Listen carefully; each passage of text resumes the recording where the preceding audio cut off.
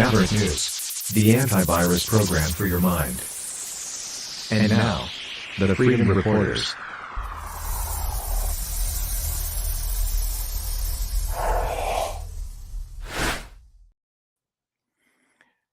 Good evening, everyone. I'm Rick Walker with Maverick News. I'm flying solo tonight. We have a lot of stuff to share with you. We're going to bring you some footage from the Putin'S Convoy in Maryland at the Hagerstown Speedway, rather. We saw quite a bit of activity in Canada as well, with freedom truckers taking back to the road and supporters engaging in more demonstrations in Ottawa today, as the freedom movement continues to grow across Canada in the aftermath of the police violence that was used to break up the freedom protest, the freedom convoy that lasted over 3 weeks in the nation's capital. We're also going to check the situation in Ukraine. And tonight, I'd also like to take some time to review exactly what Vladimir Putin has actually said about his invasion of Ukraine and his explanation for why he has done what he has done. This, I think, is important, given that there's so much censorship and propaganda on both sides happening. And in the West, Canada, the United States, the media is being censored more than people realize, I think. And we've seen RT taken down in Canada and in other Western countries. In the UK, it's now no longer available on cable networks. It's no longer available on the cable systems in Canada. So if you used to watch Russia Today, or if you were just hoping to get that side of the story, it's no longer available. So yeah, we're going to, try to provide that perspective. It's important to know why someone is doing something. And it's pretty clear that at this point, there are two sort of narratives happening. And, well, we're just going to try and give you a more complete perspective on things so that you can make a more educated decision or have a more educated point of view on all of this stuff. So the first thing I think we should probably do is check in and see what's going on with the Putin'S Convoy. And as I said, it has, let's bring up the map here, and I'll show you kind of where they're at right now.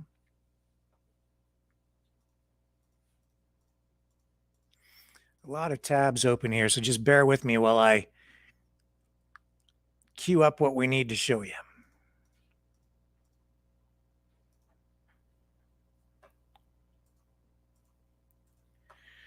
So here's a map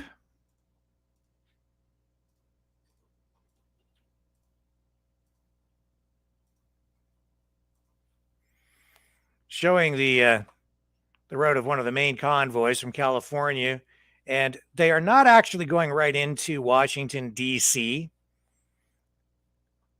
The convoy has made it clear, the convoy organizers have made it clear that they're going to be following all the rules of the road. It's not their intention to blockade things or do anything illegal. They're staging completely peaceful protests. And they don't want to get into any kind of a conflict or cause any problems per se in the nation's capital in Washington, D.C. So right now they are staged outside, just outside of Washington, D.C. at the Hagerstown Speedway. And I'll see if I can, let's bring up some footage here. This was shot just a short time ago outside the Speedway. And in the Speedway, where everything is being staged. So for tonight, and we're just waiting for some speeches to start there. We're supposed to have a live feed coming out of there. I know that the person we've been in contact with, their phone, they've been having some trouble with it. They were going to live feed out of there with their cell phone. Hang on a second here.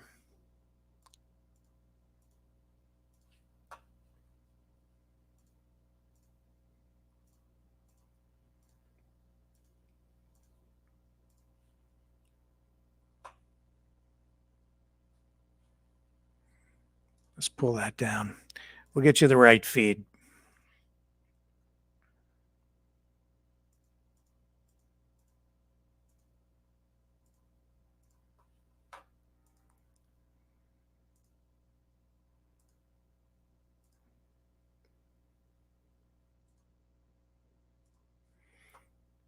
So this is what they've been seeing. This was not today, but this is just to cue this up. This is from the People's Convoy website.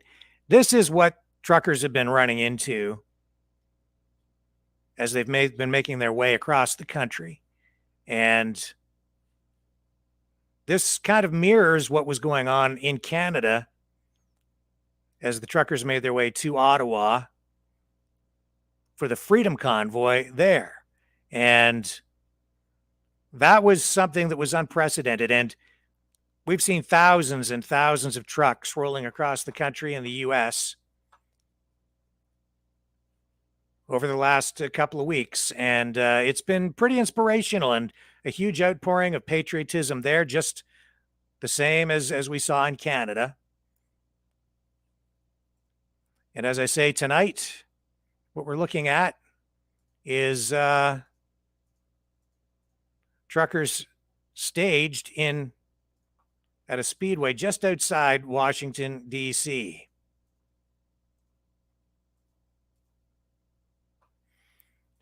This is some aerial footage of the truckers as they were arriving today in Maryland at the Hagerstown Speedway.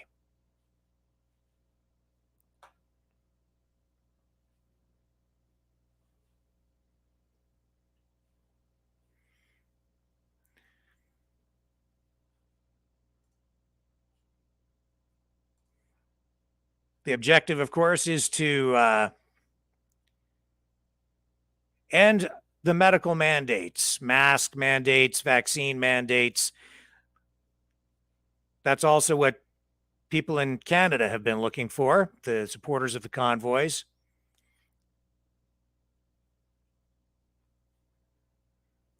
In Canada, of course, things were entirely peaceful. There was dancing in the streets, people waving Canadian flags. It was very much similar to what we're seeing here with the People's Convoy.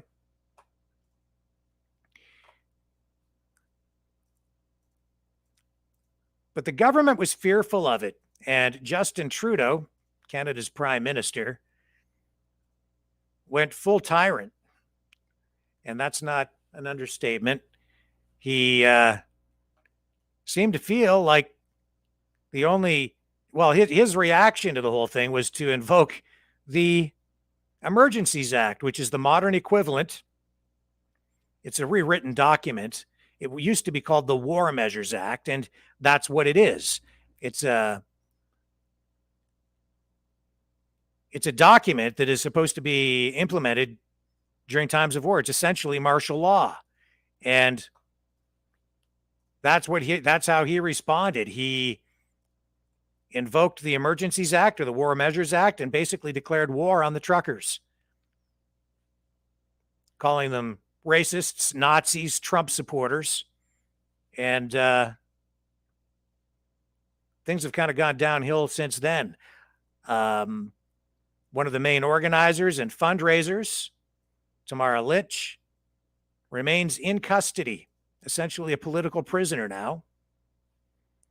And for something that was supposed to be about people's health, it has turned entirely political.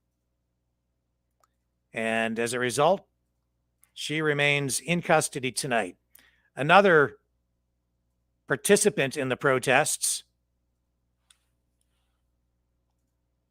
Pat King, is his name, and he also remains in custody. Both of them charged with charges related to mischief, essentially. And those are generally not terribly serious crimes when measured by by Canadian law. And yet the prosecution is now seeking 10-year prison sentences for both of them, which is, to say the least, pretty extreme. And so far, bail has been denied to both of them, so they remain in custody. Now here's Isn't this great? This is the kind of stuff you see here that you don't see every day. Here's some Isn't that amazing? video. What a good little pony. From the Speedway, shot just a couple of hours ago, a few hours ago. And this kind of gives you a sense of what's been going on there.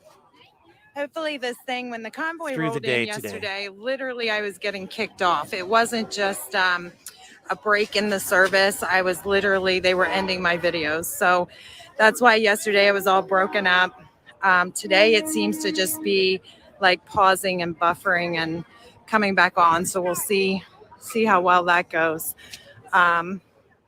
All sorts of a lot of independent journalists have been covering this, and some mainstream interviewing people all over the place. But I know that in some cases the live feeds on YouTube, well, certainly on Facebook, have been actually taken right down. Command centrals, if you want to call them that. All the other buses and RVs, campers. This place is packed.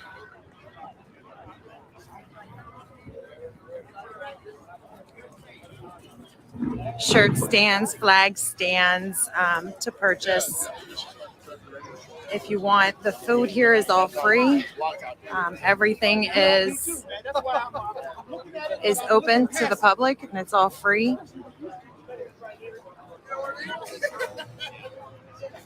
This place is very big, so it'll take me a little while to walk around if you want to hang in there with me and watch this. We had all night last night. Even after we videoed the main convoy, there was still trucks rolling in here. Trucks rolled in this morning.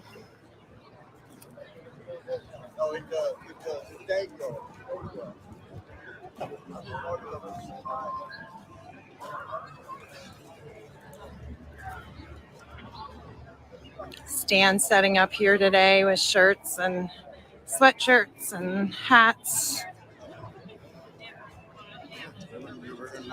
Dumpsters brought in, another stand, small stand selling pins.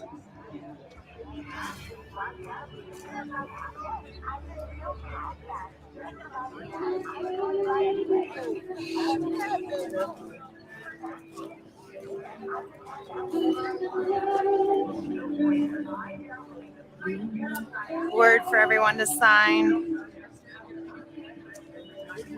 People declare freedom.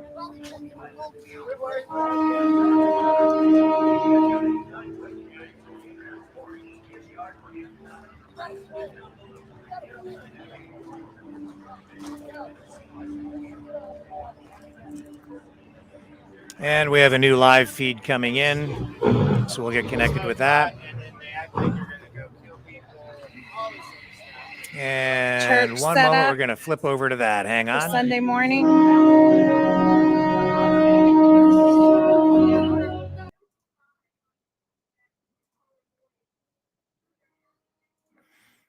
And we're going to go live to Hagerstown.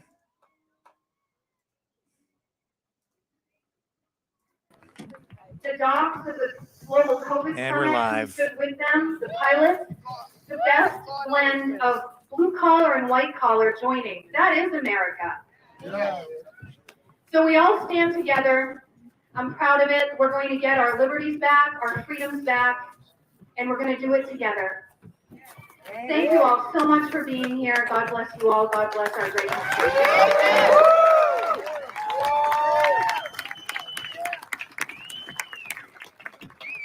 Come on. You serious now? Come on. We got our Neighbor here. God bless America, man. All right, just saying, man. I'm going to start off with something probably a little bit boring, but I think it needs to be said. I'm going to pull out my phone so I can look at the names and read them as properly as I can to the individuals that are helping to destroy this country. Because sometimes we need to call them out directly. Sometimes people need to know exactly where their leadership is voting.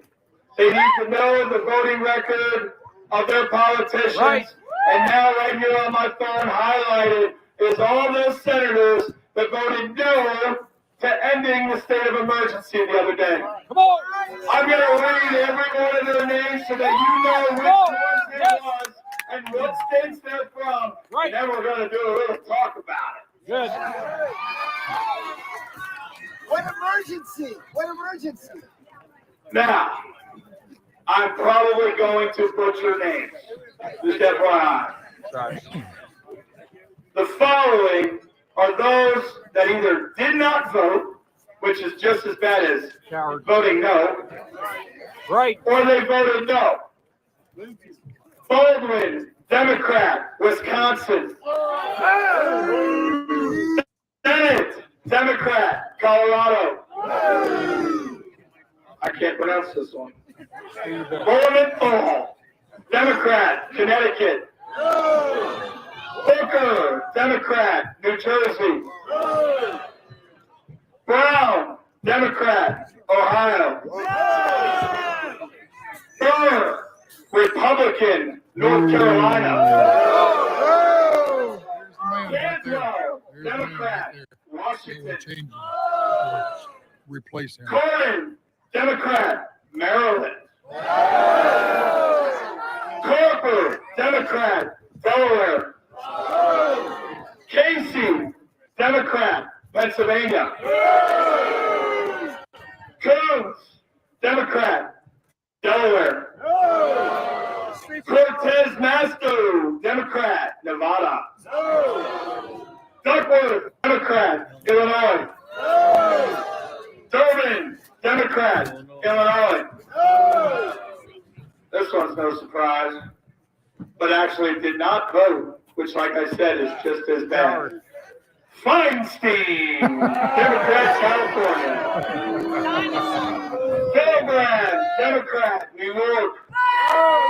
Hassan, or Hasten, not sure, Democrat, New Hampshire. Heinrich, Democrat, New Mexico. Hickenlooper, Democrat, Colorado. Toronto, Democrat, Hawaii. Smith, Democrat, Minnesota. Sinema, I think I'm saying that right. Sorry, again, all of those out there, I am butchering names, and I apologize to the senators. It should be butchered. It should be butchered. Simon, whatever, Democrat, Arizona. Shaheen, Democrat, New Hampshire. Schumer. Schatz, Democrat, Hawaii. Sanders. Wilson, Democrat, Nevada. Reed, Democrat, Rhode Island. Peters, Democrat, Michigan. You guys want to hear the rest of them? Because I think you get the idea here. You want the Republican ones? We can look that shit up. Ed Murphy, if I'm saying it right, Republican Oklahoma chose not to vote. Let's just get to chicken. Basically, there were 48 yeas, 37 nays, and 5 chose not to vote. 5 chose not to vote. Now, it passed by 1. By 1. In the Now, Patriot Act. I'm going to make it clear here. No, there was a lot of the Democrat Party that had said no. Not all of them had said no. Remember, this isn't really true. This is not a right issue or a left issue. This is an American issue. My point in reading those out loud is so that you understand the people that are causing the problems in this nation. That you understand how important it is to hold your legislators accountable. That you understand that that starts at the school board, the city councils, the mayors, the governors, the state legislators, and then on the federal side as well. It starts in your own community. City council. Woo! That's right. There are a lot of good people in our government. I won't take that away. There are some really good people that are working really hard and are standing behind their constituents. They are speaking for their constituents. They really truly are.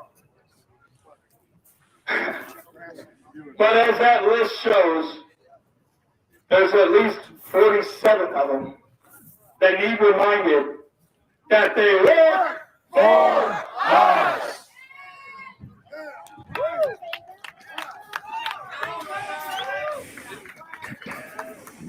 We are not going to give up this fight.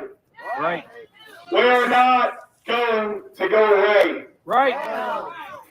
We are going to take a stand. Yes. Right.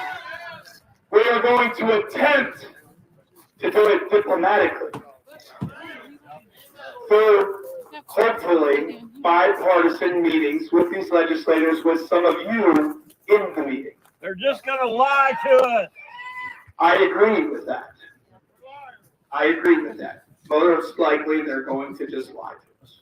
But that's why we don't go anywhere, sir. Come on. Until they actually start to do something. Good. Hey, I'm here. That's why we sit there in our backyard. Yep. And we wait until they legitimately drop the state of emergency. They drop the vaccine mandates. Good. Yes. And they begin the process of bipartisan investigations, Yes.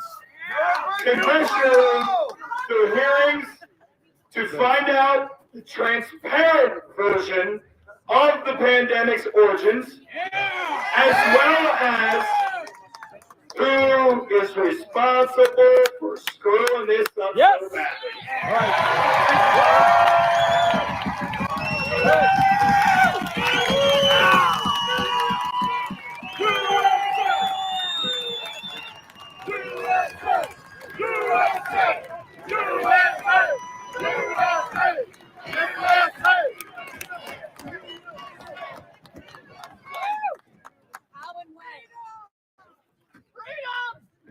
I personally, Brian Brosnan,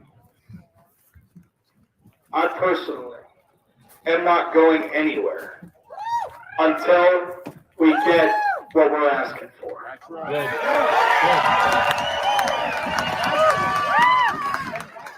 That might mean I'm sleeping in a tent on the side of the road somewhere.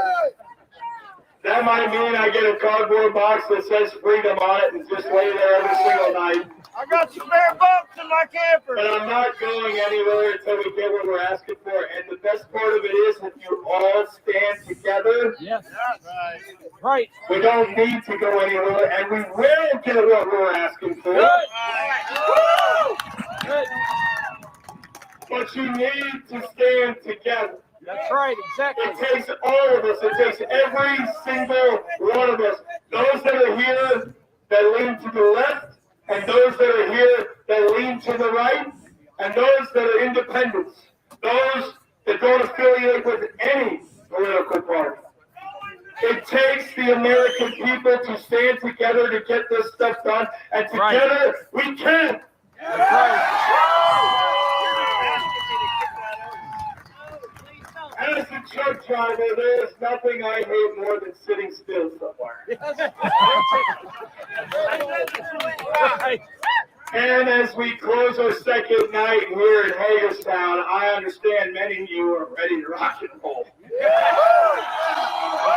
the gate. This is where that standing together and some patience may be required. Yes, sir.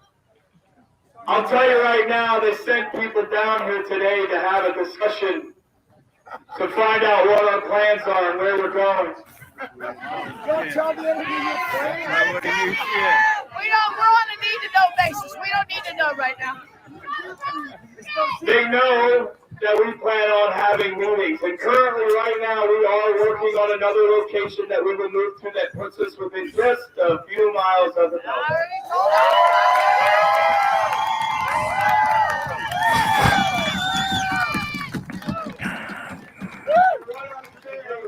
If this is where the gut check comes into play, this is where you need to dig in deep and figure out just how deep your commitment to this cause goes. Yes, good.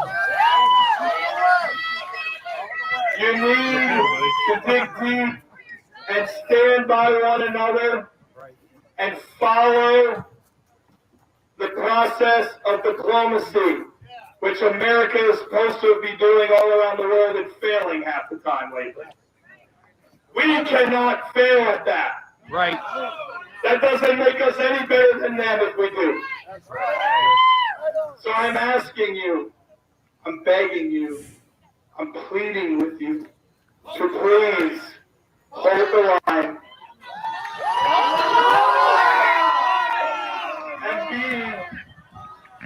and be patient. Be patient as we develop this plan going forward. We will not leave until we get what we ask for. I am committed to each and every one of you. I know some didn't like what an individual said up here tonight. I could hear it. I saw it in your faces. I get it. That is a person's opinion, and it is a very good opinion, honestly. I'll tell you right now what happened today. Sam Elliott's tonight. I went into D.C. this morning. That's my man. I went into D.C. in a tinted vehicle, sat in the back, never got out, didn't show my face, and did a couple laps around the Beltway and down into D.C. proper to take a look at what it looked like. I'm telling you, it's creepy. I was there last weekend. It's always creepy, you're right, but this is a different feeling. Listen, guys. They are waiting for us to show up, and it's a trap. That's right. I'm not going to tell you that we're not going to do things, because we're going to do it through diplomacy first, and then we will take the next step if things don't work. But if people leave, or they give up the fight, or they go and do some wild cowboy stuff, Come on. we lose our upper hand. That's right. Right now, we have the upper hand. Right now, the People's Convoy.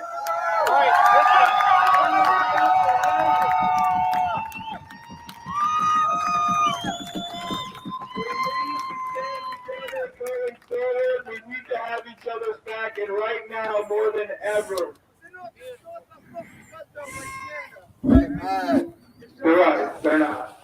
But right now, we need to stand together more than we have so far this entire journey. Good. It starts with policing ourselves. There are many here tonight that probably shouldn't be here. You know what I mean? True. And for those of you that are here that fall in that category, you know exactly who you are. But guess what? Come on. So do I. I'm not kicking you out. I'm not sending you packing. If you are here for the right reasons, you are here because you believe in your freedoms, and you are here to support this mission. I don't care how far left or how far right you are. I don't care. Good. I care if you care about the Constitution of the United States and restoring our freedom.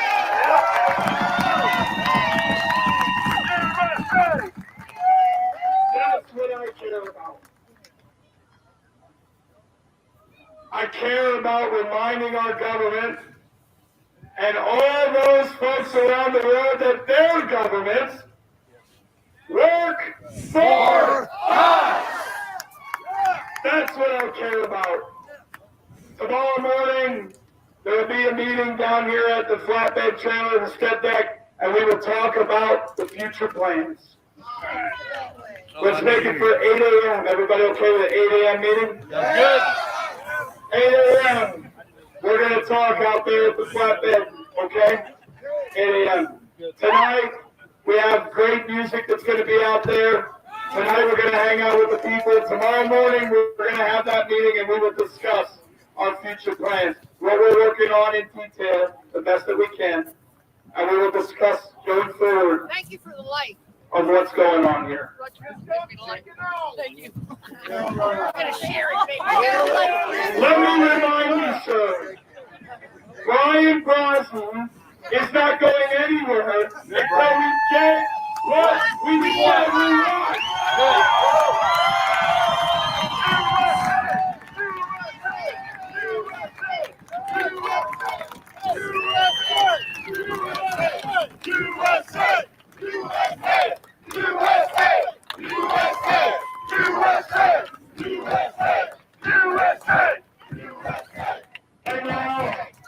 Right now, I'm going to bring up Jeremy Moser and Marcus Summers, two truck drivers that surprisingly have a good voice. Immediately following, if everybody would go out there, we got that giant American flag unfold together as a community as well. Jeremy Moser, Marcus Summers to close it out. Good night and God bless all of you. We must hold the line until our demands are met. Not me, all of us. Good. Right. We're going to sing Amazing Grace. You can help. Amazing Grace, how sweet the sound that saved a wretch like me. I once was lost, but now I was blind, but now I see. Let's all sing. Amazing grace, how sweet the sound that saved a wretch like me. I once was lost, but now I'm found. Was blind, but now I see. So thankful for God's amazing grace. Don't take our hats off. Before the prayer closes out, let me say one more thing. Those who are four-wheelers, those who are hotels, if you're able, hold on to them one more night, please. One more night. That should help you all out a little bit with our plans. Please hold on to your hotels one more night if you're staying in a hotel. Hold the line! Here's Jeremy. We bow our heads, y'all. Father God, we thank you for everything that you are doing for this convoy, for these people assembled here in your name, for freedom. We know you go before us. You know you stand with us. We know, Father God, that your mercy and your grace is riding along in each and every one of these vehicles, in each one of these people's hearts.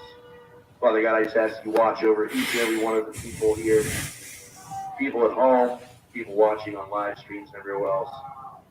God, bless them, keep them safe. In Jesus' precious and holy name. Amen.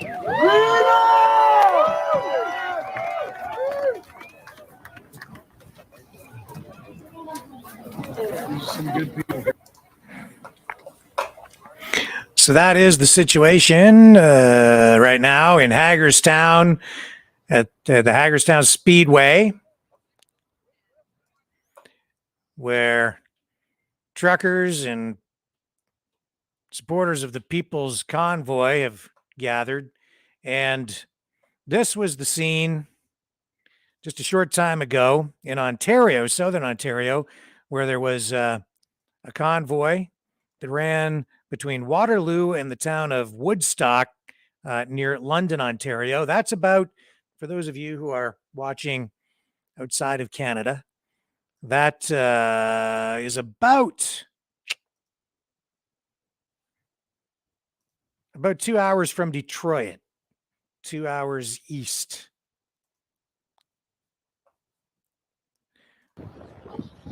So this was the scene there just a couple hours ago.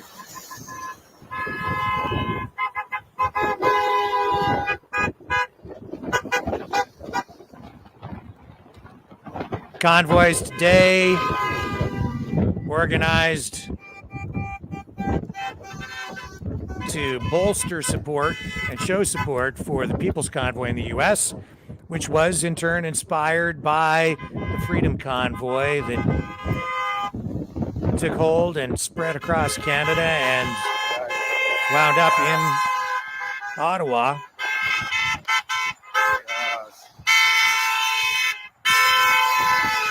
And that was a successful demonstration. It definitely had an impact on. There's more. We got a little bit separated, but there's a whole other crew coming. Had an impact on what politicians here and bureaucrats have been doing, because medical mandates are being lifted in provinces in an uneven manner. Depends on where you're at, but we are seeing the mandates being lifted.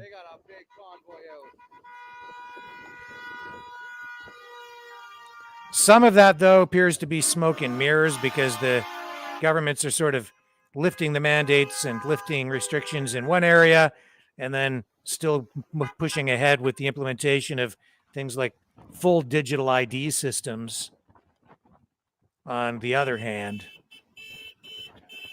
And in places like British Columbia, mandates still remain in effect. So it depends on which province you look at, but the Freedom Convoy definitely did have an impact. One could argue that that's why the leader of the Federal Conservative Party in Canada, Aaron O'Toole, why he was ousted, and there's now a new interim leader. There were a number of effects from it. They're pretty big over there. They're picking up the whole en route.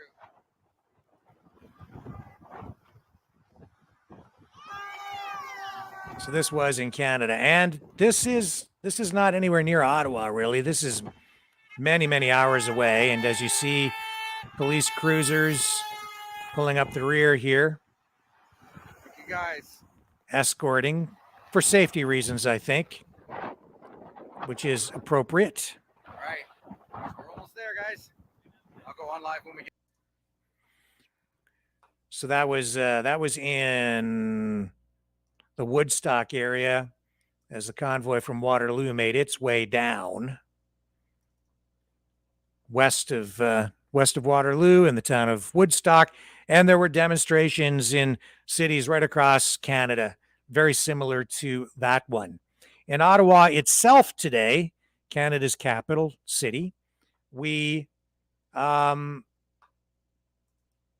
another demonstration, which was, I was curious to see how things would unfold there, given that police had used an extreme amount of force to break up what was really a peaceful rally, a peaceful demonstration, and the road in front of the Parliament buildings remained basically restricted today, but protesters did end up there, and police were there as well. What we did see was this happen, where police in Ottawa told a protester he can't have an F Trudeau flag on Parliament Hill. And let's just take a look and see what happened with this exchange between a protester and police who came out to check out the demonstration today in Ottawa. And here we go. Are they saying that's banned now? They're saying that fuck Trudeau flags are not allowed on the hill. That's a new law? Is it? No, go for it.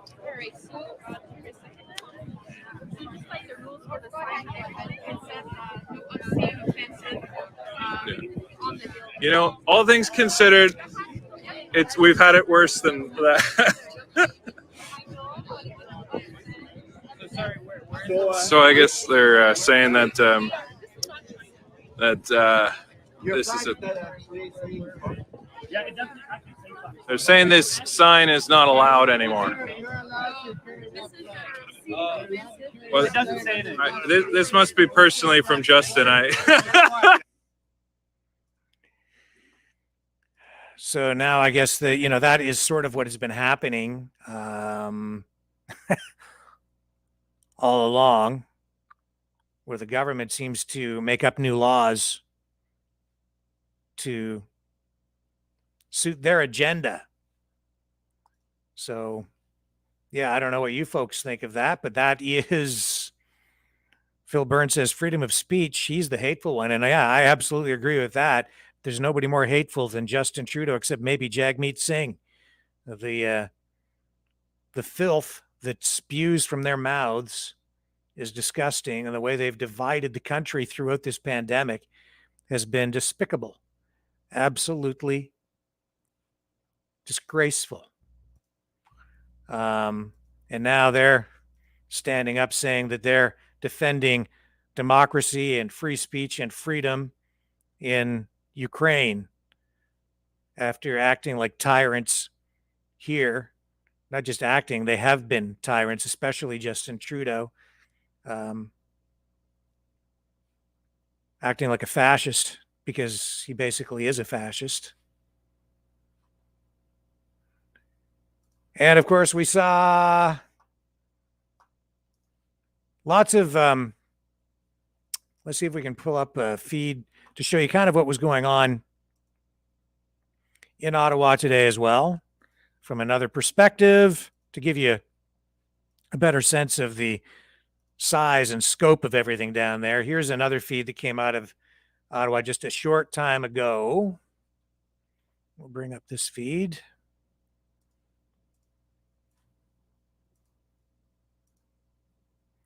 Here we go. So these were the streets around Parliament Hill, and I think we're going to wind around here and get a better look at the size of the crowd here in just a moment.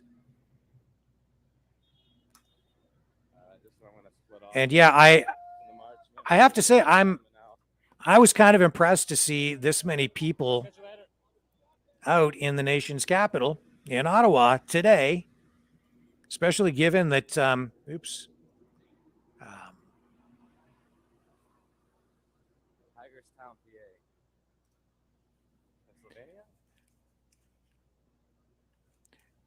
given that police went in and really kind of, well, they didn't. They went in and used heavy force to break up the demonstration in Ottawa that we saw over 3 weeks. The entire thing was truly unprecedented. We'd never seen anything. I don't think the world has ever seen anything like what happened with the truckers in Canada, with the convoys rolling across the country, people standing on the side of the highways, waving flags, greeting the truckers from overpasses. It was an amazing display of patriotism that we've just never seen anything like that. And now we're seeing similar exhibitions of patriotism in the United States. And there have been other convoys inspired by what happened in Canada as well, in other countries around the world. All of them aimed at ending these medical mandates. All of them. Let's just see if we can get to a place where we're going to get a better sense of the size of the crowd. Here we go. This is right outside Parliament, the Parliament buildings. Just earlier today. Are you guys from live from the shed? Are you guys from live from the shed? And so you got to remember, too, that this is where the cops came in and they were beating people with clubs, tear gassing them. Just, what was it, about a week ago? Shooting them with rubber bullets just over a week ago. And clearing them out by using force. And these people, they're back. They're back. Now, mind you, you don't see the trucks on the road there, but the effect in a sense is similar because the cops have these roads blocked off. So the trucks, that's the irony in this, is that people in Ottawa are still having trouble getting around, making their way through town. Vehicle access is being severely restricted. But it's not the truckers doing it, it's the cops. And the protesters are back. And it shows that the people are not giving up.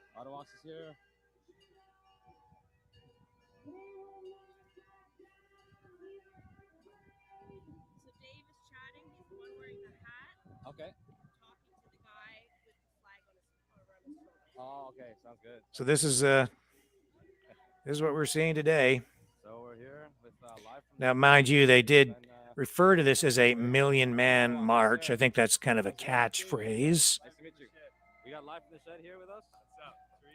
It's kind of a catchphrase or a cliche. Obviously, they did not get 1 million people out. I've seen some media reports refer to or say that hundreds of people came out to protest today in Ottawa. Other ones saying that there were, thousands. It's hard to get a real sense. Hard to get a real sense of the size of this one today. But certainly across Canada, there were thousands and thousands of people protesting.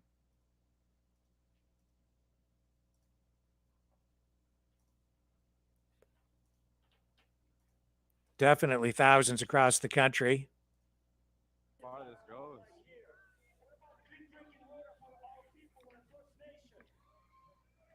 Kind of a gaps going on here. And I think it's safe to say that this demonstration today in Ottawa was the biggest one in the country, in Canada.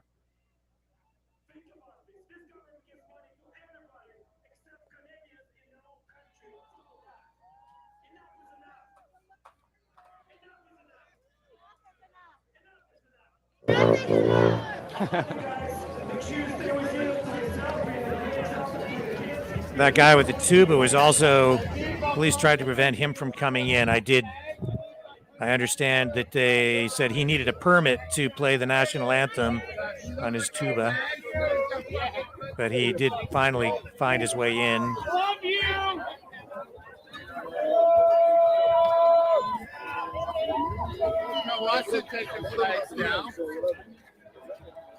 And again, another exhibition today of, this is what we saw for 3 weeks.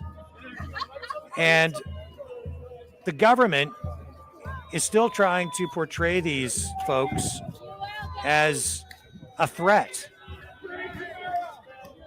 These are the people with, as Justin Trudeau said, unacceptable views, a fringe minority with unacceptable views.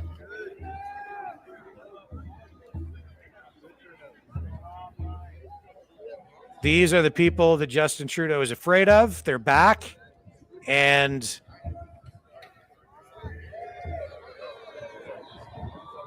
apparently they're supposed to be violent and a threat to the country.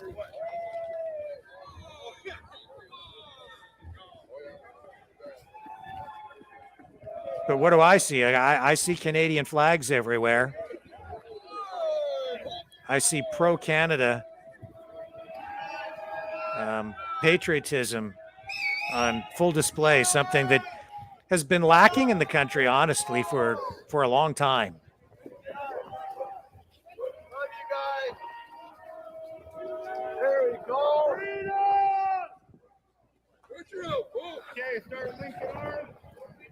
So I'm interested in, let's just check in on some of these comments from people.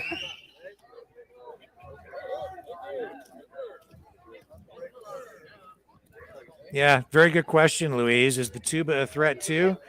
I think to a government that is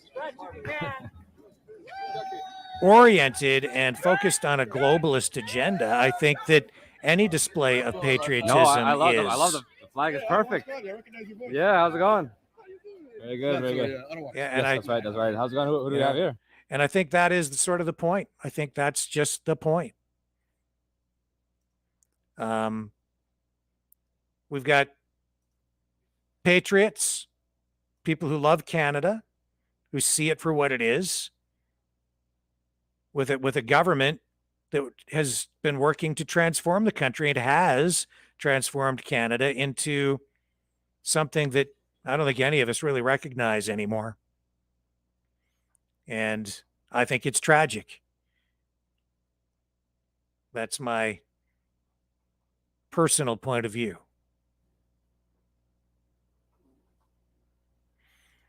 We'll just shift gears here for just a moment. We might go back and pick up the live feed back out of Hagerstown Speedway, where the People's Convoy is staging tonight. But for the moment, let's just check in and see what's happening with this situation in Ukraine. We'll just show you a live feed out of there.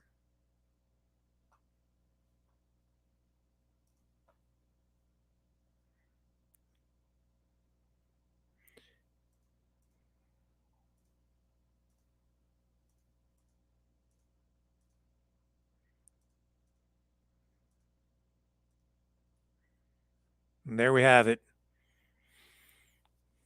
Live feed out of Kiev tonight.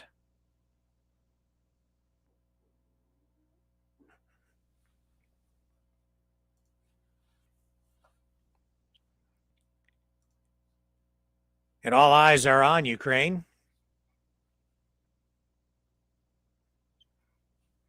Where basically two narratives are facing off against each other. The government is portraying this as a situation where Vladimir Putin is crazy, irrational, and is trying to expand Russia's geographic footprint. They say it's a situation where it's a good thing NATO has been expanding, because if it hadn't been expanding, Putin would probably be all the way to Germany by now in terms of land grab.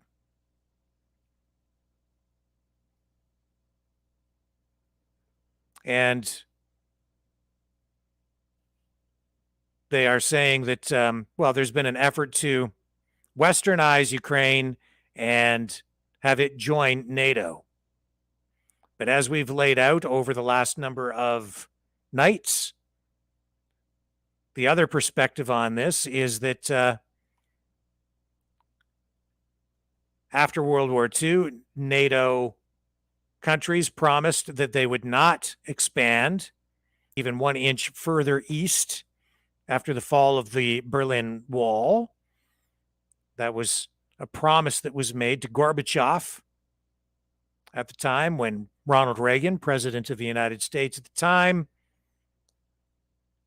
stood and said famously, historically, Mr. Gorbachev, tear down this wall. But over time, we did see NATO expand and take in more countries, and now even countries like Poland and Hungary are part of NATO, and Ukraine has been on target to become a NATO member as well. Vladimir Putin sees that as an existential threat to his country. So those are the 2 points of view.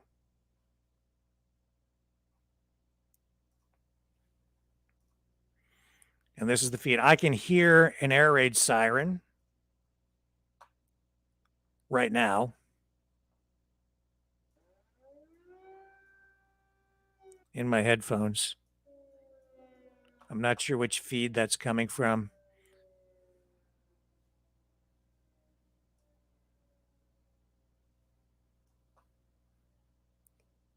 Yeah, it's coming from this feed.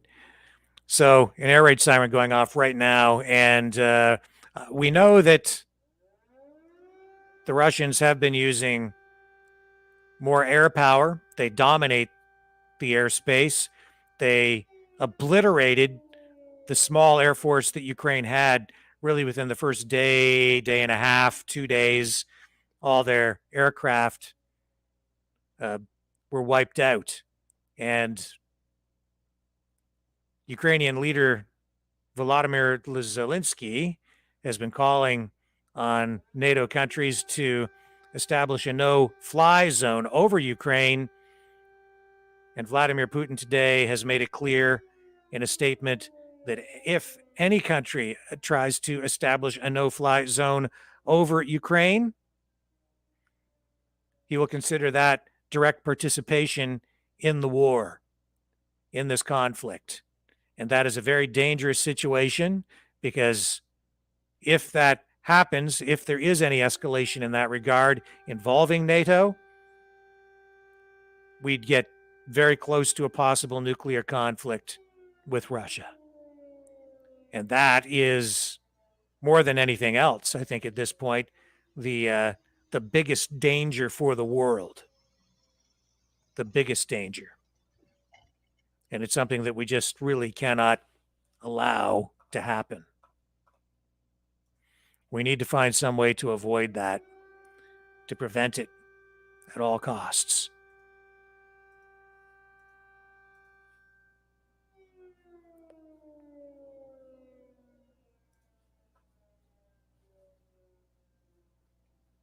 Now, as I said, there was RT television has been banned now off Canadian cable systems. It's being censored online across the West. It's no longer available on television cable systems in the UK.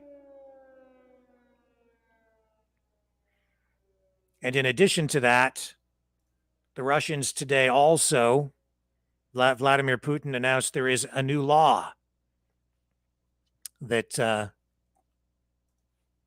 will punish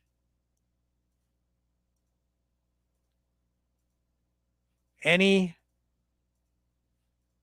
news outlets that publish what he calls propaganda or lies or fake news, essentially.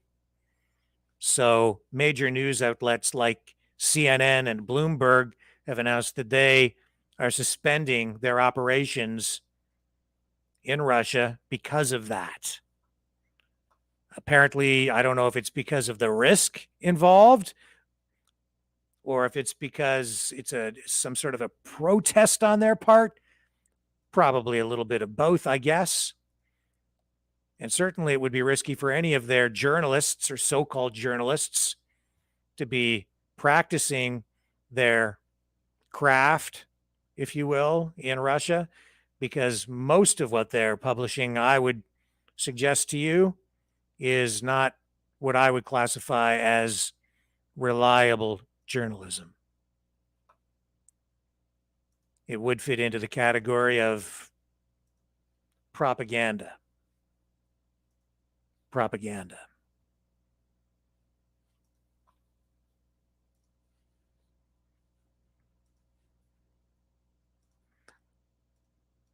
And another interesting turn of events, there's an event for the mainstream media being organized to sort of review the situation in Ottawa. I'm just going to bring up a screenshot here to show you what we're talking about. And this is called Journalism Under Siege. It's an event that will be moderated by Carleton journalism professor Adrian Harewood, and some of Canada's leading journalists We'll talk about the challenges journalism confronted during the so-called Freedom Convoy's occupation of downtown Ottawa. Right there, I see this is exactly why people don't trust and can't trust the mainstream media anymore. Just that phrase, so-called. Journalism reporting as it used to exist is dead. When they throw in the words so-called, they're trying to discredit the Freedom Convoy. And we keep seeing things like, it's just constant anymore, where the bias shows. The title itself, Journalism Under Siege.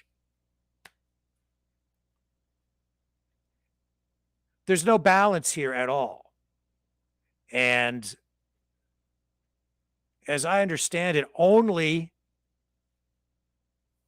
mainstream journalists, for the most part, have been invited to participate. I'm not sure who this Justin Ling is, who's supposed to be a freelancer, but I can pretty much guarantee he's a lefty. And they'll all be sitting up there looking, feeling self-important.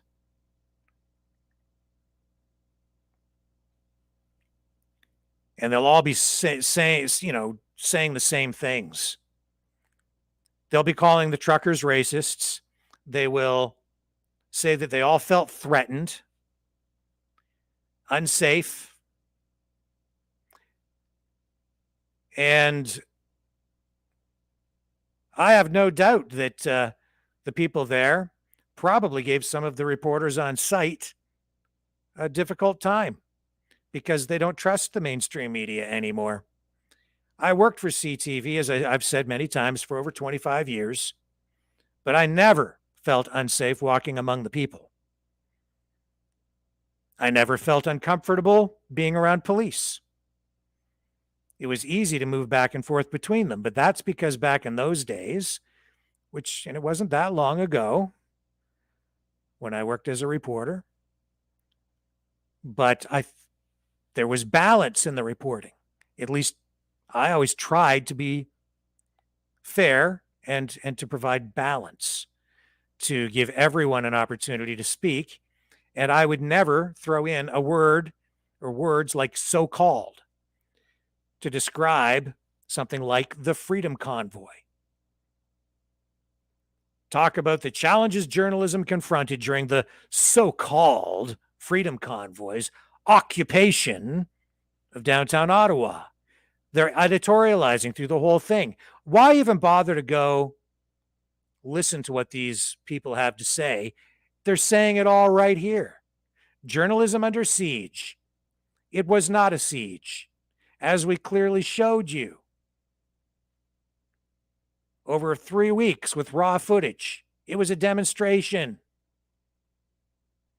But I suppose anything can be spun. And why is it a so-called Freedom Convoy?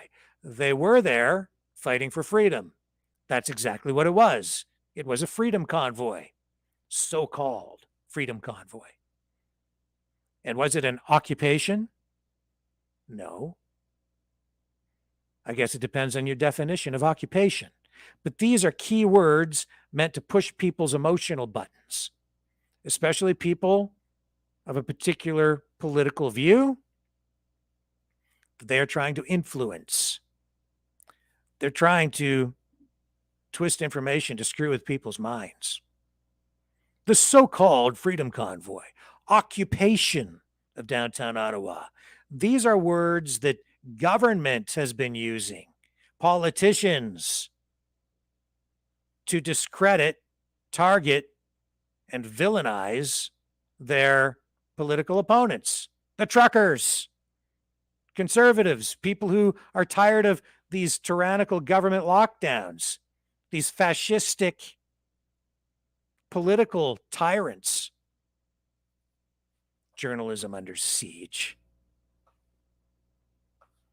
Journalism under siege. Just before we move on, just let me see if I can find any more information about this. Journalism under siege. It just, I don't know.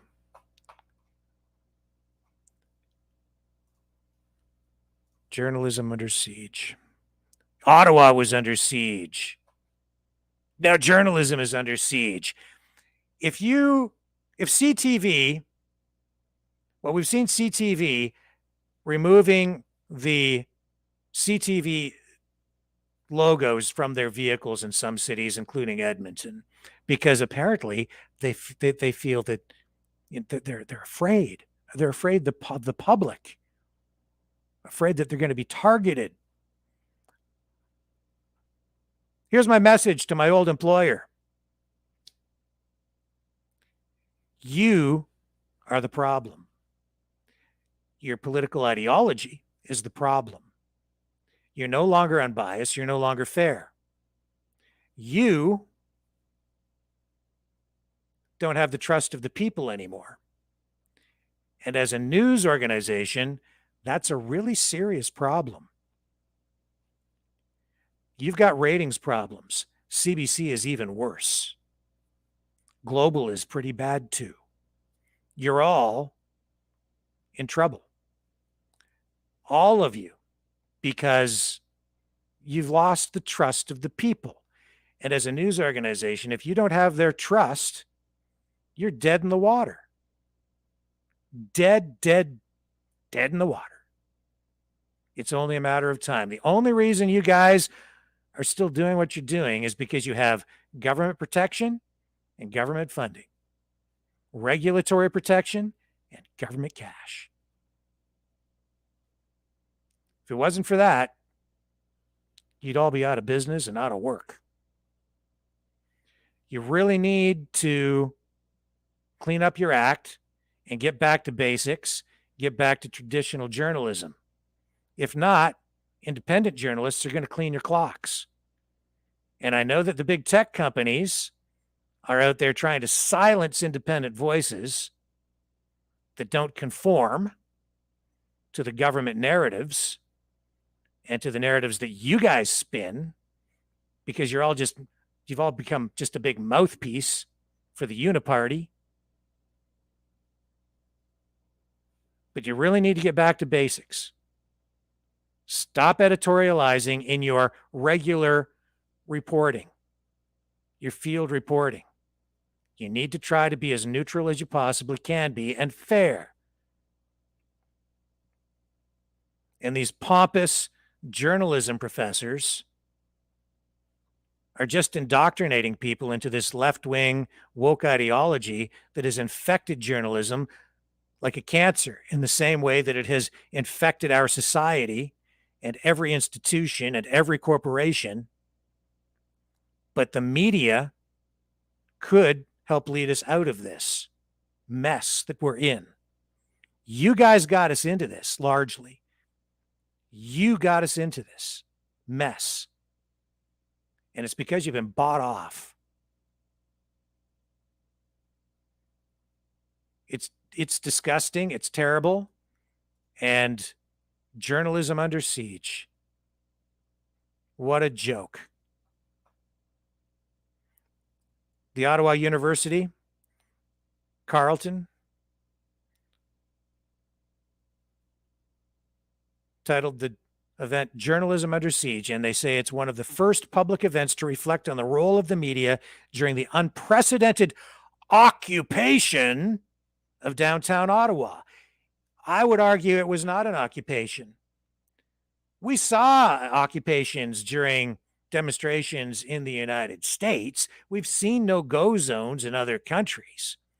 An occupation would have involved prohibiting police from coming in, blocking access to emergency vehicles, preventing public services from being administered, establishing basically a blocked off area where the protesters were controlling entry and exit.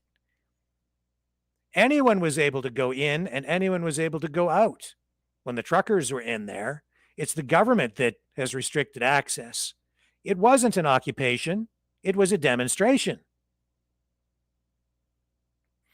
Yes, there were some disruptions in traffic, but emergency lanes were always left open, and at no time were the truckers preventing anyone from coming in.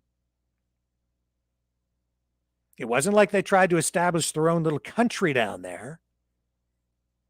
We saw that in the what was it, the CHAP zone or the Chaz zone in the U.S. during the George Floyd riots. They weren't burning anything to the ground down there. And these assertions that there were efforts, I think there have been people saying that there were efforts to blow up a building, and we're making up all this stuff. It's just outright blatant lies. And that's why Tamara Litch, that's why even Pat King, the only charges they're facing are related to mischief, counseling to commit mischief.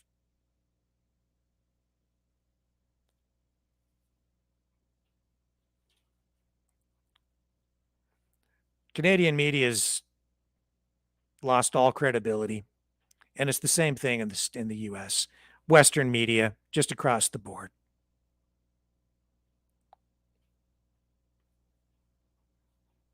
I don't know what else to say about it. It's just I saw this.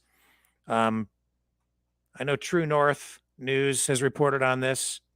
We became aware of it, and when I was working for CTV, I was asked to speak on some panels with other journalists at times, and sometimes some useful things came out of it, but more often than not, even back then, I found myself sitting on panels with professors who just puffed themselves up, who thought they were far more important than they really were, and were completely out of touch with the real people.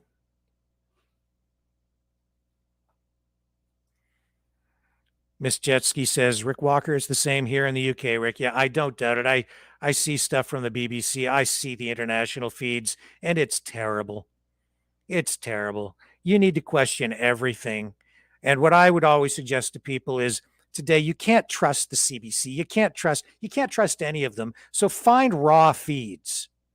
If you want to watch the State of the Union address like we had the other night with Joe Biden, watch the full address.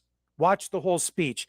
And judge for yourself. Don't just get the highlights with the spin as produced by some reporter for CNN or MSNBC after the fact and think that you're going to get an accurate interpretation. They're going to put their spin on it.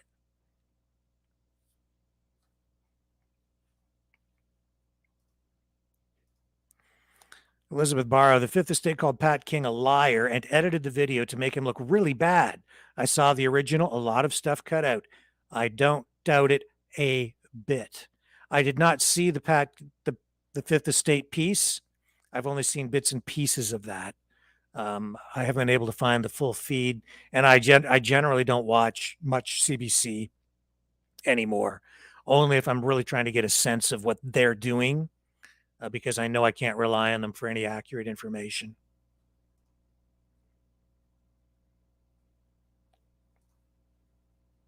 Yes, and now Trudeau is trying to silence live feeds.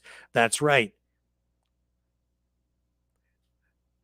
Politicians who engage in censorship do it because they're afraid of the truth, and they know the truth can hurt them. And if they're engaging in censorship, you better be careful about the information that you are left with, because they know that that information can't stand up to the information they're censoring, usually. If the information coming in is not accurate, it's pretty easy to debunk it. It's pretty easy to show why it's not truthful.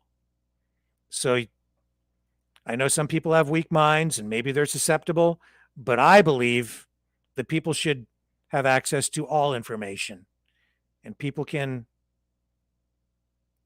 make up their own minds about things.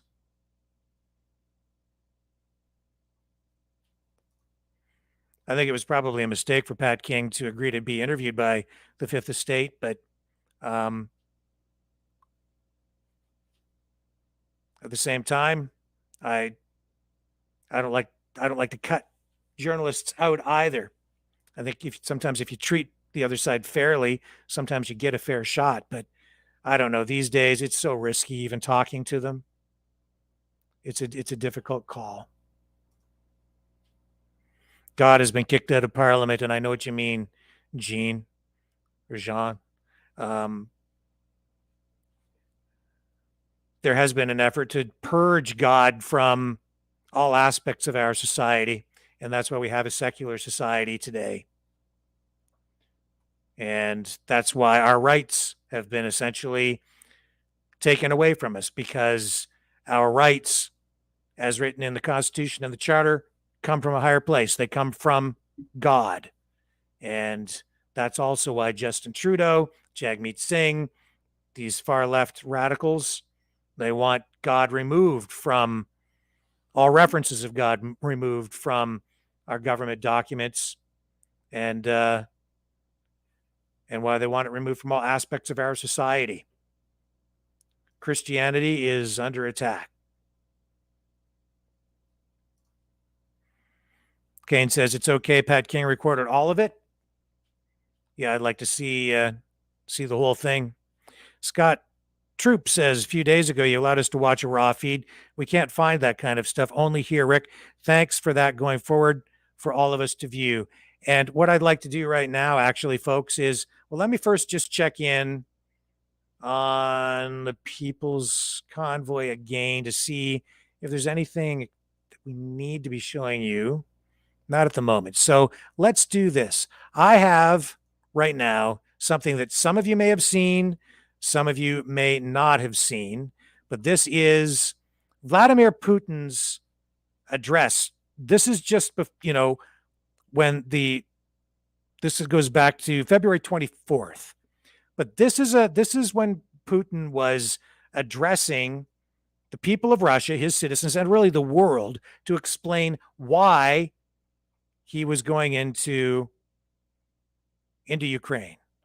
And I think it's important to watch this and listen to what he really has to say, because you can't get to a resolution unless you have dialogue. And you can't have good dialogue unless you listen to the other side. And I want to run this. We haven't run this in extensively here yet. And even though we're going back in time, this lays it all out in a way that I think it explains Putin's position. And I think it will help all of us reach a greater level of understanding. So here it is. Дорогие друзья, сегодня I'm sorry, it is subtitled. You have to read it. Необходимо вернуться к трагическим событиям, происходящим на Донбассе, и ключевым вопросам обеспечения безопасности самой России. Начну с того, о чем говорил в своем обращении от 21 февраля текущего года. Речь о том, что вызывает у нас особую озабоченность и тревогу. О тех фундаментальных угрозах, которые из года в год, шаг за шагом, грубо и бесцеремонно создаются безответственными политиками на Западе в отношении нашей страны. Имею в виду расширение блока НАТО на восток, приближение его военной инфраструктуры к российским границам. Хорошо известно, что на протяжении 30 лет мы настойчиво и терпеливо пытались договориться с ведущими сторонами НАТО о принципах равной и неделимой безопасности в Европе. В ответ на наше предложение мы постоянно сталкивались либо с циничным обманом и враньем, либо с попытками давления и шантажа. А Североатлантический альянс тем временем, несмотря на все наши протесты и озабоченности, неуклонно расширяется. Военная машина движется. и, повторю, приближается к нашим границам вплотную. Hang on just a moment. I need to queue up the rest of this. So he's already referring to the expansion of NATO over the past 30 years. And this is something that he really did bring up, especially over the last 8. And this is something that the mainstream media is not even talking about or acknowledging. They're not talking about this issue. And it is, as I've said, I believe the core, the key issue to this whole conflict. Почему все это происходит? Откуда эта наглая манера разговаривать с позиции собственной исключительности, непогрешимости и вседозволенности? Откуда наплевательское, пренебрежительное отношение к нашим интересам и абсолютно законным требованиям? Ответ ясен. Все понятно и очевидно. Советский Союз в конце 80-х годов прошлого века ослаб, а затем и вовсе развалился. Весь ход происходивших тогда событий – это хороший урок для нас и сегодня. Он убедительно показал, что паралич власти, воли – это первый шаг к полной деградации и забвению. Стоило нам тогда на какое-то время потерять уверенность в себе, и все. Баланс сил в мире оказался нарушенным. Это привело к тому, что прежние договоры, соглашения уже фактически не действуют. Уговоры и просьбы не помогают. Все, что не устраивает гегемона, власть придержащих объявляется архаичным, устаревшим, ненужным. И наоборот, все, что кажется им выгодным, преподносится как истина в последней инстанции. Продавливается любой ценой, хамски, всеми средствами. Несогласных ломают через колено. То, о чем сейчас говорю, касается не только России. И не только у нас вызывает озабоченность. Это касается всей системы международных отношений. А подчас даже и самих союзников США. После развала СССР фактически начался передел мира. И сложившиеся к этому времени нормы международного права, а ключевые, базовые из них были приняты по итогам Второй мировой войны и во многом закрепляли ее результаты, стали мешать тем, кто объявил себя победителем в холодной войне. Конечно, в практической жизни, в международных отношениях, в правилах по их регулированию нужно было учитывать и изменение ситуации в мире, и самого баланса сил. Однако делать это следовало профессионально, плавно, терпеливо, с учетом и уважением интересов всех стран, и при понимании своей ответственности. Но нет. В состоянии эйфории от абсолютного превосходства, своего рода современного вида абсолютизма, да еще и на фоне низкого уровня общей культуры и чванства тех, кто готовил, принимал и продавливал выгодные лишь для себя решения, ситуация начала развиваться по другому сценарию. За примерами далеко ходить не нужно. Сперва без всякой санкции Совета Безопасности ООН провели кровопролитную военную операцию против Белграда. Использовали авиацию, ракеты прямо в самом центре Европы. Несколько недель непрерывных бомбежек по мирным городам, по жизнеобеспечивающей инфраструктуре. Приходится напоминать эти факты, а то некоторые западные коллеги не любят вспоминать те события. А когда мы говорим об этом, предпочитают указывать не на нормы международного права, а на обстоятельства, которые трактуют так, как считают нужным. Затем наступила очередь Ирака, Ливии, Сирии.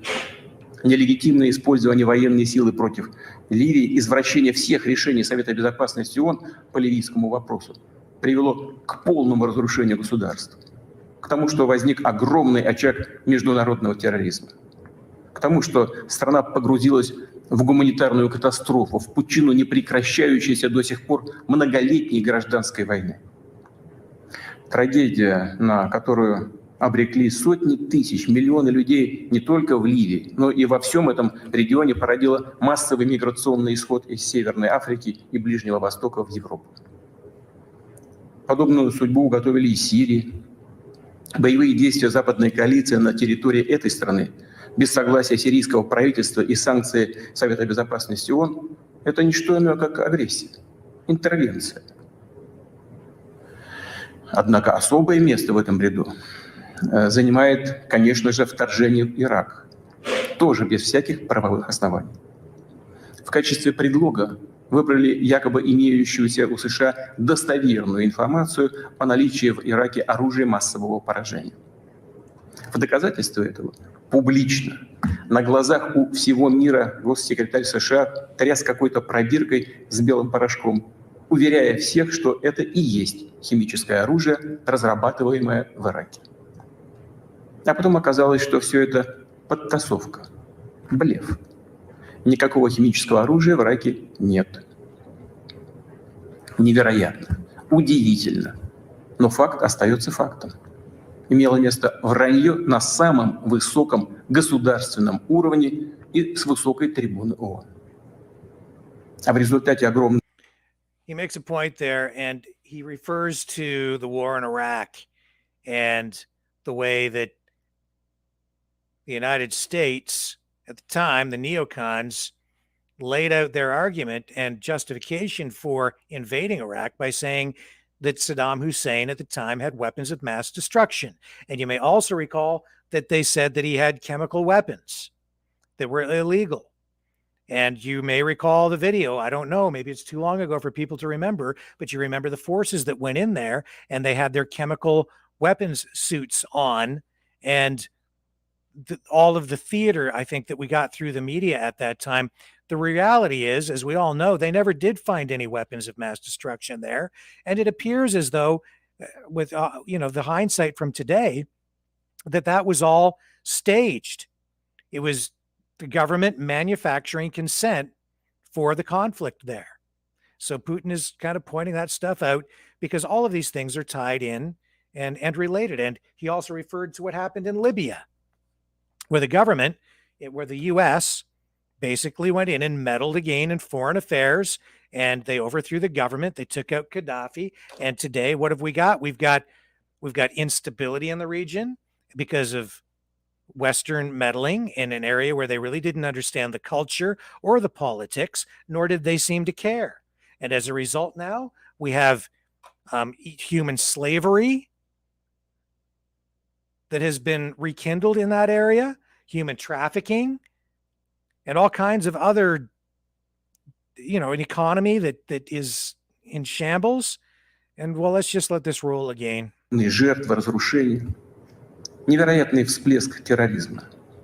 Вообще складывается впечатление, что практически везде, во многих регионах мира, куда Запад приходит устанавливать свой порядок, по итогам остаются кровавые, незаживающие раны, язвы международного терроризма и экстремизма. Все, о чем сказал, это наиболее вопиющие, но далеко не единственные примеры пренебрежения международным правом. В этом ряду и обещание нашей стране не расширять ни на один дюйм НАТО на восток. And there he refers to that promise that NATO made not to expand eastward. Повторю, обманули. А выражаясь народным языком, просто... And here's the problem we have. He says, to reiterate, they have deceived us, or to put it simply, they have played us. There's a trust issue here now. And I just watched an interview with Bob Ray here in Canada on CBC saying that we can't trust the Russians because Bob Ray said, and I've heard this from other politicians as well, says that the Russians built up their military forces and said they weren't going to do anything, but they did. So now we can't trust them. Well, we've got a trust issue on both sides now, don't we? And that's a big problem, especially when we've got two nuclear powers not trusting each other. Да, часто можно слышать, что политика — грязное дело. Возможно, но не настолько же. не до такой же степени. Ведь такое шулерское поведение противоречит не только принципам международных отношений, но прежде всего общепризнанным нормам морали и нравственности. И где же здесь справедливость и правда? Одна лишь сплошная ложь и лицемерие. Кстати, сами американские политики, политологи и журналисты пишут и говорят о том, что внутри США создана в последние годы настоящая империя лжи. An empire of lies created inside the United States in recent years. And I hate to say it, but I can't disagree with him, especially when we see the way the media behaves today, when we see the way that they lied about the protest in Ottawa, the way it's complete fabrication, and so many other things. The media it's a propaganda machine in the West now. I'm not saying that Russian television or Russian media is much, if any, better. I think maybe I don't know, but he makes a point. People here are being exposed to an empire of lies. I believe that's the case with our mainstream media today. I truly do. Трудно с этим не согласиться. Так оно и есть. Но не надо скромничать. США – это все-таки великая страна, системообразующая держава. Все ее сателлиты не только безропотно и покорно поддакивают, подпевают ей по любому поводу, но еще и копируют ее поведение, с восторгом принимают предлагаемые им правила. Поэтому с полным на то основанием уверенно можно сказать, что весь так называемый Западный блок, сформированный США по своему образу и подобию, и весь он целиком и есть та самая империя лжи. Что касается нашей страны, то после развала СССР, при всей беспрецедентной открытости новой современной России, готовности честно работать с США и другими западными партнерами, и в условиях фактически одностороннего разоружения нас тут же попытались дожать, добить и разрушить уже окончательно. Именно так и было в 90-е годы, в начале 2000-х годов, когда так называемый коллективный Запад самым активным образом поддерживал сепаратизм и банды наемников на юге России. Каких жертв, каких потерь нам тогда все это стоило? Через какие испытания пришлось пройти, прежде чем мы окончательно сломали хребет международному терроризму на Кавказе? Мы помним это и никогда не забудем.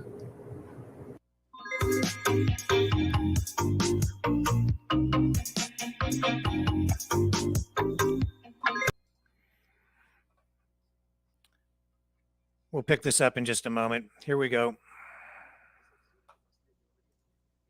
Попытки использовать нас в своих интересах, разрушить наши традиционные ценности и навязать нам свои псевдоценности, которые разъедали бы нас, наш народ, изнутри. Те установки, которые они уже агрессивно насаждают в своих странах и которые прямо ведут к деградации и вырождению, поскольку противоречат самой природе человека. Этому не бывать. Никогда и ни у кого этого не получалось. Не получится и сейчас.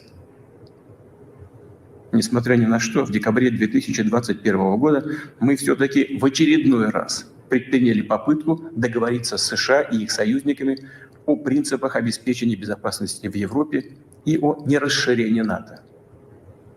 Все тщетно. Позиция США не меняется. Они не считают нужным договариваться с Россией по этому ключевому для нас вопросу. Преследуя свои цели, пренебрегают нашими интересами. И, конечно, в этой ситуации у нас возникает вопрос, а что же делать дальше? Чего ждать?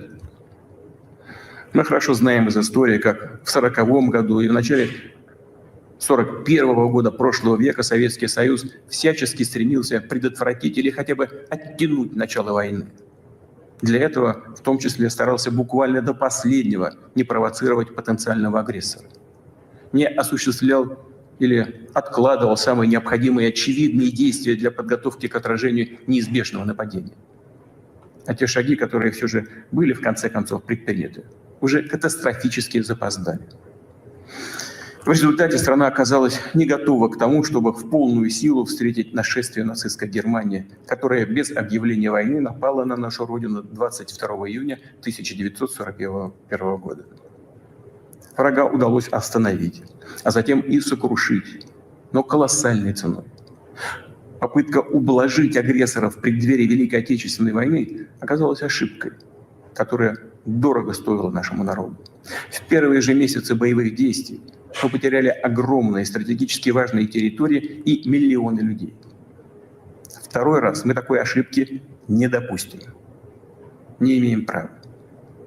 Те, кто претендует на мировое господство, публично, безнаказанно и, подчеркну, без всяких на то оснований объявляют нас, Россию, своим врагом, они действительно располагают сегодня большими финансовыми, научно-технологическими и военными возможностями. Мы знаем об этом и объективно оцениваем постоянно звучащие в наш адрес угрозы в сфере экономики. Так же, как и свои возможности противостоять этому наглому и перманентному шантажу. Повторю, мы оцениваем их без иллюзий, предельно реалистично. Что касается военной сферы, то современная Россия даже после развала СССР и утраты значительной части его потенциала является сегодня одной из самых мощных ядерных держав мира. И более того, обладает определенными преимуществами в ряде новейших видов вооружений. В этой связи ни у кого не должно быть сомнений в том, что прямое нападение на нашу страну приведет к разгрому и ужасным последствиям для любого потенциального агрессора. Вместе с тем, технологии, в том числе оборонные, меняются быстро. Лидерство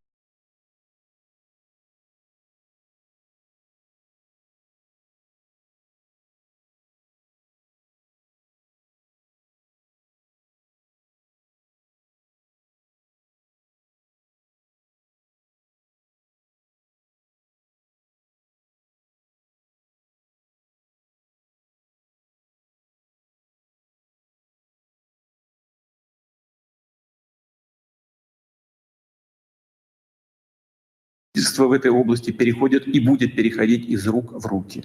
А вот военное освоение прилегающих к нашим границам территорий, если мы позволим это сделать, останется на десятилетия вперед, а может и навсегда. И будет создавать для России постоянно нарастающие, абсолютно неприемлемые угрозы. Уже сейчас, по мере расширения НАТО на восток, ситуация для нашей страны с каждым годом становится все хуже и опаснее. Более того, в последние дни руководство НАТО прямо говорит о необходимости ускорить, форсировать продвижение инфраструктуры Альянса к границам России. Другими словами, они ужесточают свою позицию. Продолжать просто наблюдать за тем, что происходит, мы больше не можем. Это было бы с нашей стороны абсолютно безответственно. Дальнейшее расширение инфраструктуры Североатлантического альянса и начавшееся военное освоение территории Украины для нас неприемлемо. Дело, конечно, не в самой организации НАТО, это только инструмент внешней политики США. Проблема в том, что на прилегающих к нам территориях, замечу, на наших же исторических территориях, создается враждебная нам антироссия, которая поставлена под полный внешний контроль, усиленно обживается вооруженными силами натовских стран и накачивается самым современным оружием. Для США и их союзников это так называемая политика сдерживания России. Очевидные геополитические дивиденды. А для нашей страны это в итоге вопрос жизни и смерти. Вопрос нашего исторического будущего как народа. И это не преувеличение. Это так и есть. Это реальная угроза.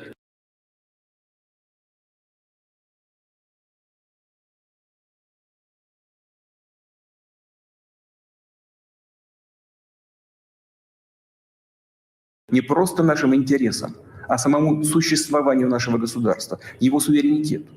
Это и есть та самая красная черта, о которой неоднократно говорил. Они ее перешли.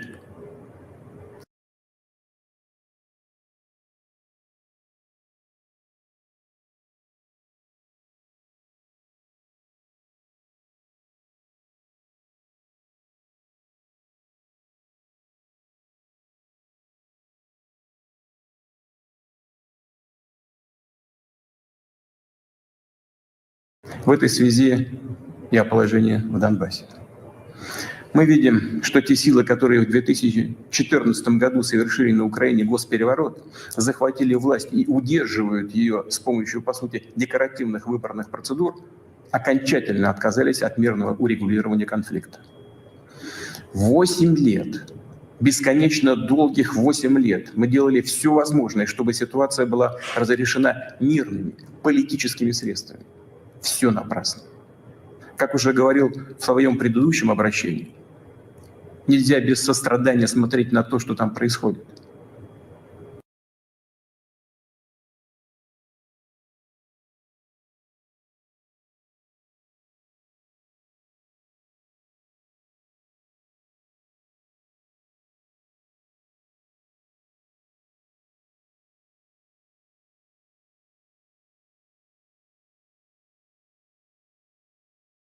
Терпеть все это было уже просто невозможно. Необходимо было немедленно прекратить этот кошмар, геноцид в отношении проживающих там миллионов.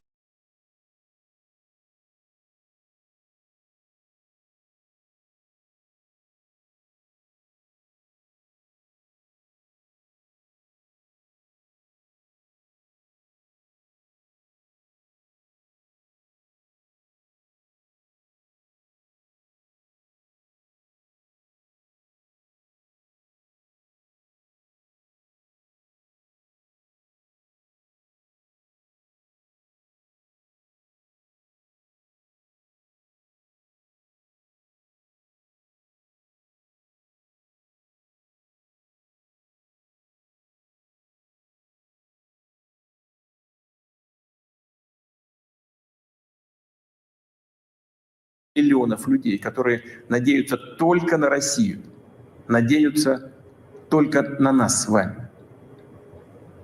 Именно эти устремления, чувства, боль людей и были для нас главным мотивом принятия решения о признании народных республик Донбасса. Что считаю важным дополнительно подчеркнуть. Ведущие страны НАТО для достижения своих собственных целей во всем поддерживают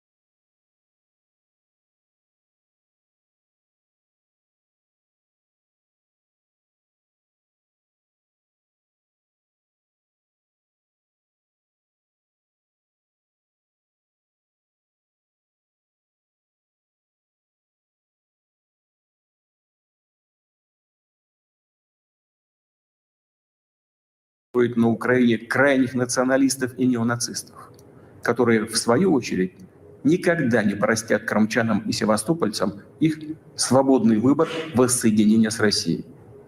Они, конечно же, полезут и в Крым, причем так же, как и на Донбасс, с войной, с тем, чтобы убивать, как убивали беззащитных людей каратели из банд украинских националистов, пособников Гитлера во время Великой Отечественной войны.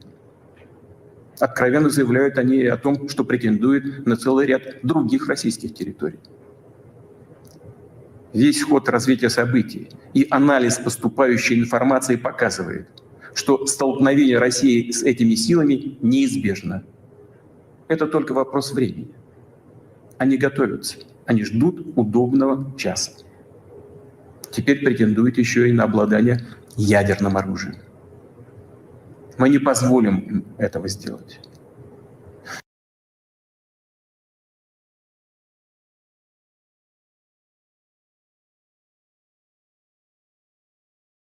Как уже говорил ранее, Россия после развала СССР приняла новые геополитические реалии. Мы с уважением относимся и будем также относиться ко всем вновь образованным на постсоветском пространстве странам. Мы уважаем и будем уважать их суверенитет. И пример тому – помощь, которую мы оказали Казахстану, который столкнулся с трагическими событиями, с вызовом своей государственности и целостности. Но Россия не может чувствовать себя в безопасности, развиваться, существовать с постоянной угрозой, исходящей с территории современной Украины. Напомню, что в 2000-2005 годах мы дали военный отпор террористам на Кавказе, отстояли целостность нашего государства, сохранили Россию. В 2014 году поддержали крымчан и севастопольцев. В 2015 применили вооруженные силы, чтобы поставить надежный заслон проникновению террористов из Сирии в Россию. Другого способа защитить себя у нас не было. То же самое происходит и сейчас. Нам с вами просто не оставили ни одной другой возможности защитить Россию, наших людей, кроме той, которую мы вынуждены будем использовать сегодня. Обстоятельства требуют от нас решительных и незамедлительных действий. Народные республики Донбасса обратились к России с просьбой о помощи.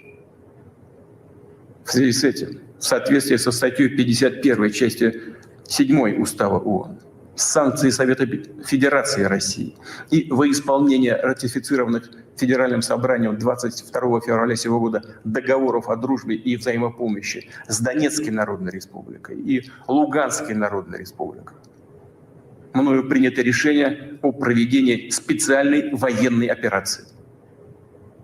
For just $67, you can make as many videos as you want, and you never need to pick up a camera.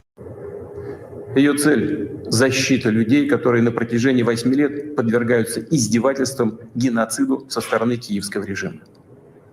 И для этого мы будем стремиться к демилитаризации и денацификации Украины, а также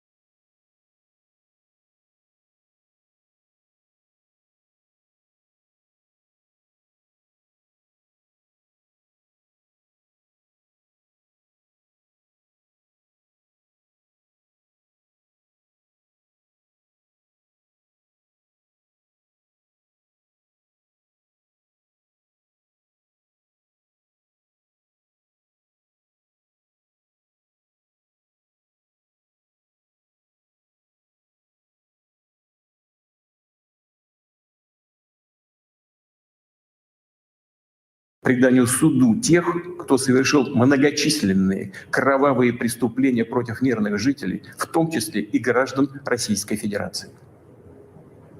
При этом в наши планы не входит оккупация украинских территорий. Мы никому и ничего не собираемся навязывать силой. Вместе с тем мы слышим, что в последнее время на Западе все чаще звучат слова о том, что подписанные советским тоталитарным режимом документы, закрепляющие итоги Второй мировой войны, не следует уже и выполнять. Ну что же, что ответить на это? Итоги Второй мировой войны, как и жертвы, принесенные нашим народом на алтарь победы над нацизмом, священны.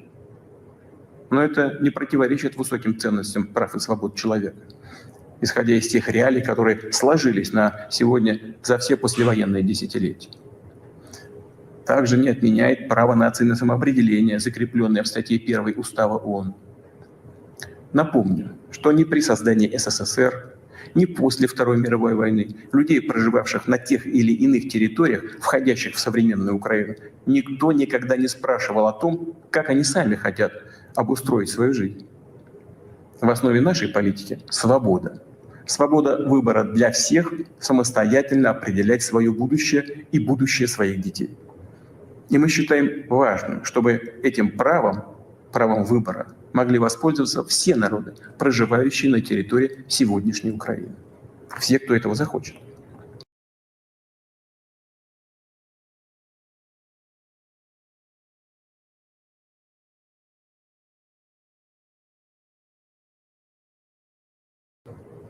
В этой связи обращаюсь и к гражданам Украины.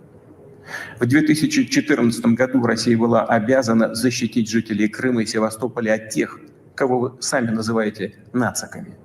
Крымчане и севастопольцы сделали свой выбор быть со своей исторической родиной, с Россией. И мы это поддержали. Повторю, просто не могли поступить иначе. Сегодняшние события связаны не с желанием ущемить интересы Украины и украинского народа. Они связаны с защитой самой России от тех, кто взял Украину в заложники и пытается использовать ее против нашей страны и ее народа. Повторю, наши действия – это самозащита от создаваемых нам угроз и от еще большей беды, чем та, что происходит сегодня. Как бы тяжело ни было, прошу понять это. И призываю к взаимодействию, чтобы как можно скорее перевернуть эту трагическую страницу и вместе двигаться вперед. Никому не позволять вмешиваться в наши дела, в наши отношения, а выстраивать их самостоятельно, так, чтобы это создавало необходимые условия для преодоления всех проблем. И, несмотря на наличие государственных границ, укрепляло бы нас изнутри как единое целое. Я верю в это. Именно в такое наше будущее. Должен обратиться и к военнослужащим вооруженных сил Украины. Уважаемые товарищи, ваши отцы, деды и прадеды не для того сражались с нацистами, защищая нашу общую родину, чтобы сегодняшние неонацисты захватили власть на Украине. Вы давали присягу на верность украинскому народу, а не антинародной хунте, которая грабит Украину и издевается над этим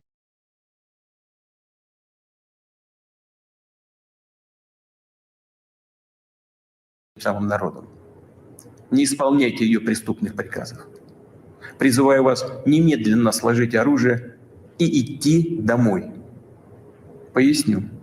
Все военнослужащие украинской армии, которые выполнят это требование, смогут беспрепятственно покинуть зону боевых действий и вернуться к своим семьям. Еще раз настойчиво подчеркну. Вся ответственность за возможное кровопролитие будет целиком и полностью на совести правящего на территории Украины режима. Теперь несколько важных, очень важных слов для тех, у кого может возникнуть соблазн со стороны вмешаться в происходящее событие.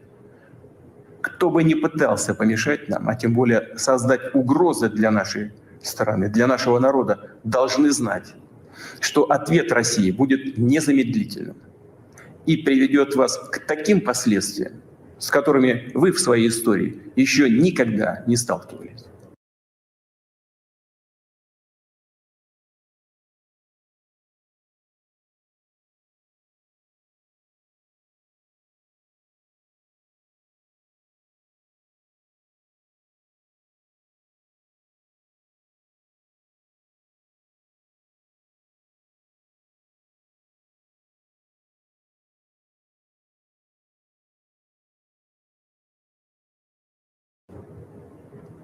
Мы готовы к любому развитию событий. Все необходимые в этой связи решения приняты. Надеюсь, что я буду услышан.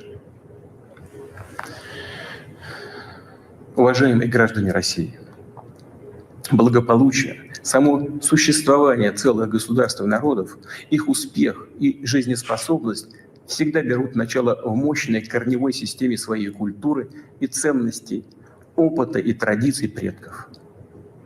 И, конечно, прямо зависит от способности быстро адаптироваться к постоянно меняющейся жизни, от сплоченности общества, его готовности консолидировать, собирать воедино все силы, чтобы идти вперед. Силы нужны всегда, Всегда. Но сила может быть разного качества. В основе политики империи лжи, о которой я говорил в начале своего выступления, прежде всего лежит грубая, прямолинейная сила. В таких случаях у нас говорят, сила есть, ума не надо. А мы с вами знаем, что настоящая сила в справедливости и правде, которая на нашей стороне. А если это так, то трудно не согласиться с тем, что именно сила и готовность к борьбе лежат в основе независимости и суверенитета, являются тем необходимым фундаментом, на котором только и можно надежно строить свое будущее, строить свой дом, свою семью, свою родину. Уважаемые соотечественники, уверен, что преданные своей стране солдаты и офицеры вооруженных сил России профессионально и мужественно исполнят свой долг. Не сомневаюсь, что слаженно и эффективно будут действовать все уровни власти, специалисты, отвечающие за устойчивость нашей экономики, финансовой системы, социальной сферы, руководители наших компаний и весь российский бизнес. Рассчитываю на консолидированную патриотическую позицию всех парламентских партий и общественных сил. В конечном счете, как это всегда и было в истории, судьба России в надежных руках нашего многонационального народа. А это значит, что принятые решения будут выполнены, поставленные цели достигнуты, безопасность нашей Родины надежно гарантирована.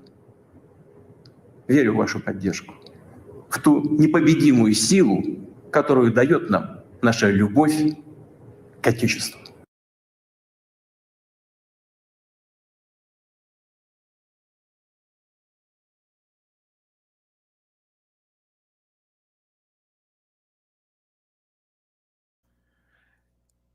And my microphone is muted. I do apologize for that. It muted automatically when I was making comments about the video through it. The point being, we need to listen to what he says and what he was saying through this. He referred to the United States meddling in other countries near the beginning of this video, saying that countries like Libya, where NATO and the United States went in, they took out Muammar Gaddafi, and what were we left with? Left with the reinstitution of human slavery, human trafficking, a country in shambles, instability. He referred back to the Iraq War, where the United States basically manufactured consent for the invasion with what now appears to be a false narrative about weapons of mass destruction that were never found. He went on to talk about the expansion of NATO, as I've laid out in the past few nights, the expansion of NATO eastward. After it was promised that that wouldn't happen. And he referred to denazifying Ukraine. And that needs to be taken seriously. And we need to realize that when he's referring to Nazis and Nazi groups, neo-Nazi groups in Ukraine, he's talking about real Nazis. Nazi groups that have ties that go all the way back to World War II and Nazi Germany, Hitler. These groups have been established for a long time. These groups supported the Nazis in World War II, and they still exist today. He wants to denazify Ukraine, and he is saying that Ukraine is controlled today by Nazis. I would suggest to you that we need to look very carefully at what our governments here are doing. Why are they supporting neo-Nazi groups? We showed you earlier this week a photograph taken during a Ukraine pro-war protest in Canada, where Canada's Deputy Prime Minister, Chrystia Freeland, was standing with a group of people holding up a Nazi banner, a Ukrainian Nazi banner for the Banderites. Putin has called for the arrest of all Nazis in Ukraine and wants to round up the leaders of these groups, including the Banderites and others. My question to you, and I think we need to all think about this, if we have a Canadian government that acts like fascists, Nazis, if they lock up their political opponents like Nazis would, if they associate with Nazis, if we send money to Nazis, if they are arming Nazis by sending them weapons, what are they really supporting in Ukraine? These are the same politicians who have tried to fabricate Nazis out of truckers and Canadian citizens,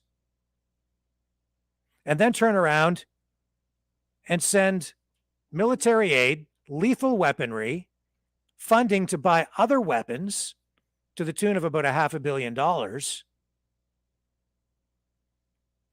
What are they?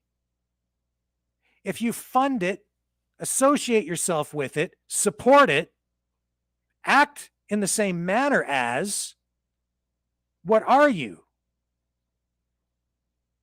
What are you?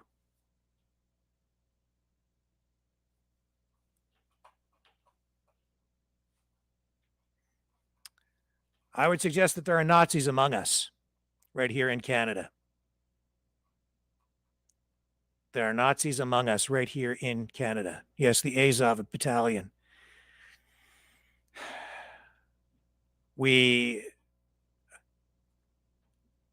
Freeland is Ukrainian neo-Nazis. Yes, I understand what you're saying, Lupa. The term Nazi in Canada has been watered down because political parties here have been so loose with the term, just throwing it out like a slur to any politician they don't like, but in particular conservatives. I would suggest to you that there are Nazis among us, but they're not in the places where people think they are. To find the Nazis who are among us, you might discover that they're wrapped in a facade of liberalism. And I think that they also weave their way through probably all the political parties and have found their way into positions of power in our government. I would suggest to you that we've been infiltrated by Nazis, and that's why we're getting the kind of governance that we have today, and why there's a complete disregard for our rights and freedoms, because the ideology comes from a globalist perspective, and I think that it's playing out in Ukraine right now. And while I'm not being an apologist for Vladimir Putin, everything that we're seeing him do, everything, it aligns with what I'm talking about here. Our government is also not listening to anything he's saying. Our media, which is now being censored so that we don't get any Russian perspective at all now, and the mainstream media here is not reporting on any of this. They're not acknowledging anything that Putin is saying he wants. How are we ever going to get to resolution if the attitude on the West is simply that we need to go in there and win, when we're not even going to go in and fight? All we're doing is sending arms over to these people in Ukraine and telling them that they have to fight themselves. This is extremely dangerous. And as it escalates, the closer we get to a possible nuclear conflict. And Putin also referred to the possibility of a nuclear conflict several times in that address. And we need to take it very seriously. He also mentioned that they have technological superiority when it comes to nuclear weapons. And it is true, because the Russians have a much better defense system able to shoot down intercontinental ballistic missiles. The US can't match that technology. And if it gets into a nuclear conflict, Russia has definitely got the upper hand, and it is the thing that levels the playing field for them, equalizes it, because they do not have anywhere near the conventional forces that the combined NATO forces have. So he will be much more inclined and faster to use his nuclear arsenal. We need to take him seriously when he's telling us that he needs the West to back off, or he might go nuclear. This is a threat to the entire planet.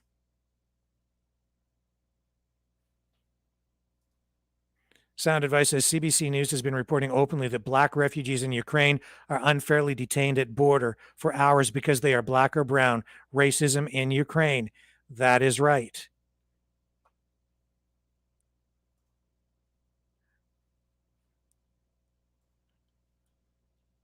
Why is Canada there? Because the United States is there, and we're right next door. And it would take a real leader to stand up and say, we're going to do this. We're not just going to follow the leader, if you will, the United States.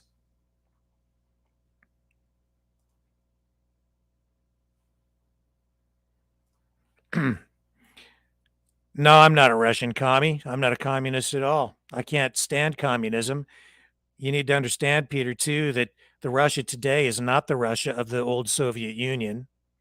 The political system there is somewhat different now. The situation is entirely different. And this isn't about communism versus freedom or capitalism or fascism. For me, it's about trying to prevent the world from being blown up with nuclear weapons. Rayleigh says, what I find interesting is we have not heard Israel's take on this. They know a lot about Nazis. How many Nazis in the Ukraine are we talking about? I would suggest a lot. And I would also suggest to you that the Nazi threat and the Nazi infiltration is not restricted to Ukraine. It has found its way into governments around the world. And I would say that it's a new form of Nazism or fascism that we're facing today. I would argue that it's a sort of a hybrid fascistic communistic or a fascio-communist type of maybe just a neo-fascism would be a more accurate way to describe it, because fascism is much more closely aligned to communism than anything that I would ever support, and anything that we've had in the West in a capitalist, free, democratic society, because they're both based in socialism. Nazis are socialists, so too are communists. They're both on the left side of the political spectrum, and since World War II, we've been taught an improper graph, if you will, of where fascism falls vis-a-vis communism. Fascism is not on the far right. Fascism is over on the far left with communism. They're both on the same side of the coin. They're both socialist ideologies, and they're both totalitarian. One is just more corporately oriented, and now we have this global fascio-communistic system unfolding.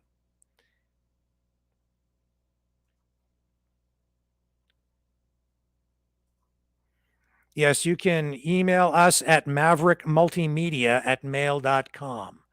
That's maverickmultimedia@mail.com. That's not Gmail. It's just straight up mail.com.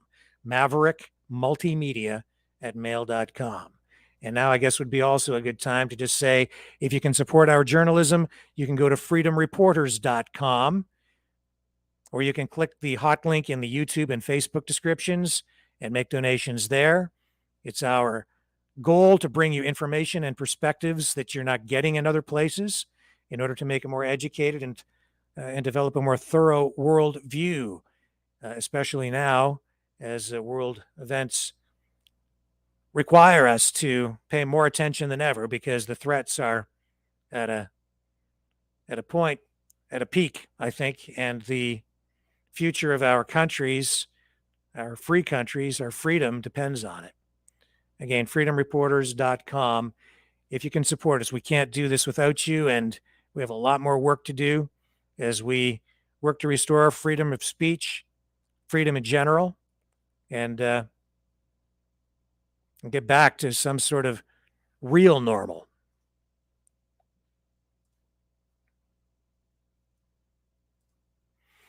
Yeah, Miss Jenske says the commies are in the West now. Yeah, I agree. Whether they're communists, fascists, it's this hard socialism that we see unfolding, and this totalitarian, fascistic, authoritarian approach to governance that accompanies that.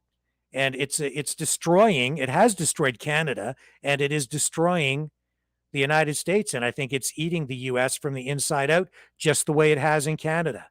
And now we have people falling into line out of through indoctrination or fear. And fear is the main tool they're using to keep everyone in line. Rick, let the people view all history videos about World War II. Okay. I don't know how I can run all the videos here, and I'm not stopping anyone from looking at anything. I encourage people to go and find all kinds of information about World War II. It goes back as far as World War II and even before that. Is the WEF neo-Nazis? Elizabeth Barrow asks. I would suggest to you that I think you'll find neo-Nazis among them. Yes, I believe that. And I think that this whole idea of a global government, a one world government, that in itself is fascistic or communistic, certainly socialist. That's what it is. Will own nothing and like it. Why did Face go to Russia? I don't know what that means. I don't think China is on board with Russia. I think they're more closely aligned now than they were before. Yeah, Canada and the USA are more leftist now, no doubt about it. And I think that's why people are having trouble wrapping their heads around the Nazi thing. It's because people here have been told for a long time they associate Nazis with racism. But Nazis were not just racists. They were socialists. They were authoritarians. They didn't have any respect or regard or believe in individual rights.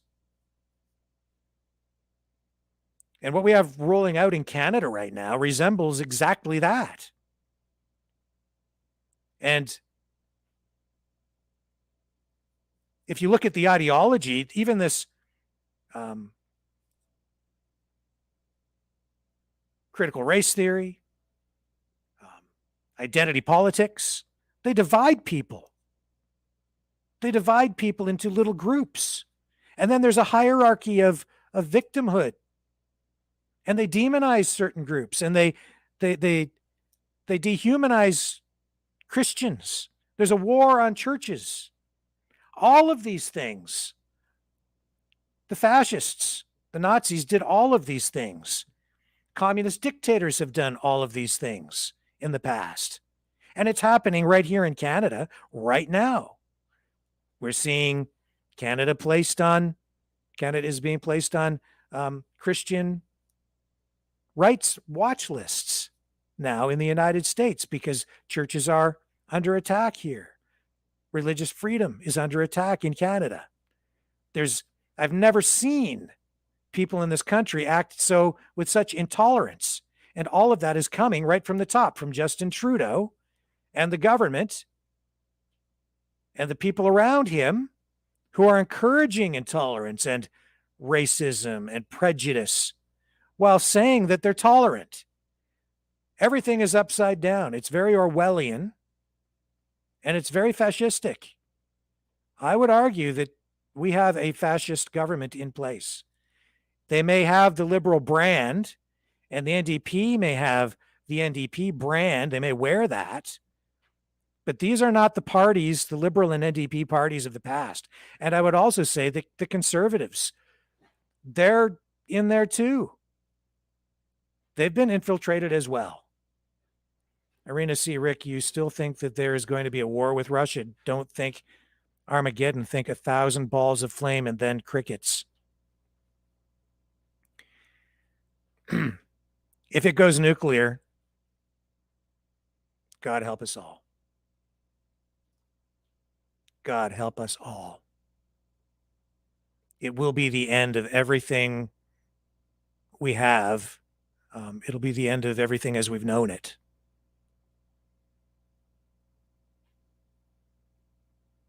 Is Ukraine, is this worth it? What is the West doing? What is the United States doing? What is NATO doing here? What is Ukraine doing?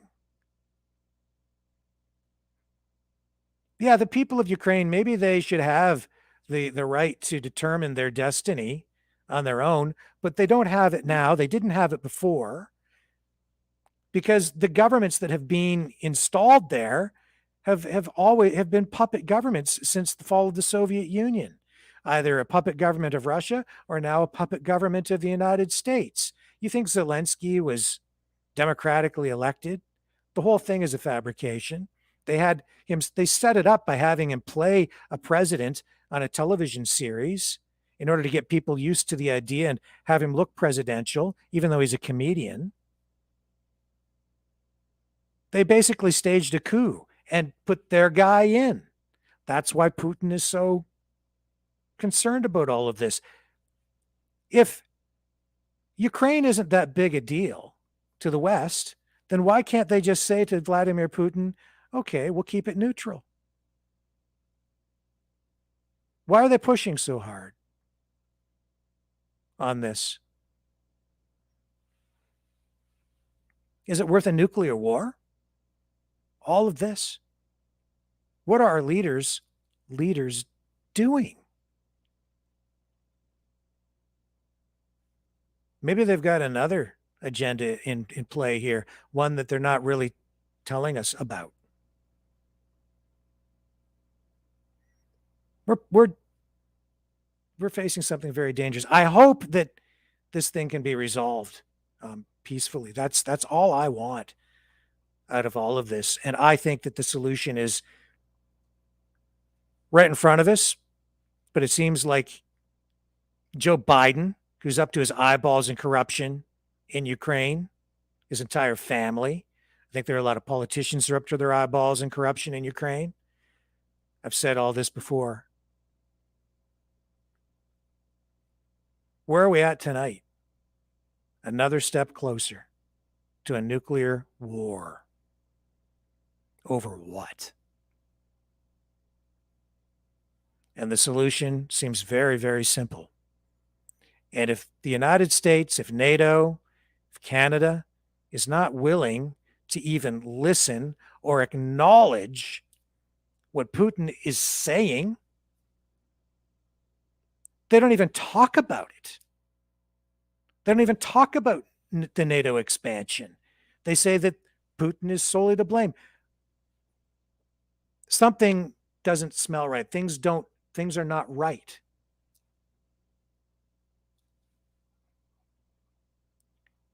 And just calling Putin crazy is not going to get us anywhere. You watched that video with him. You watched that entire video. Do you think, as Peter Schnatzel says, Putin is a murdering sociopath? Yeah, he's not the nicest guy. He's the leader of Russia.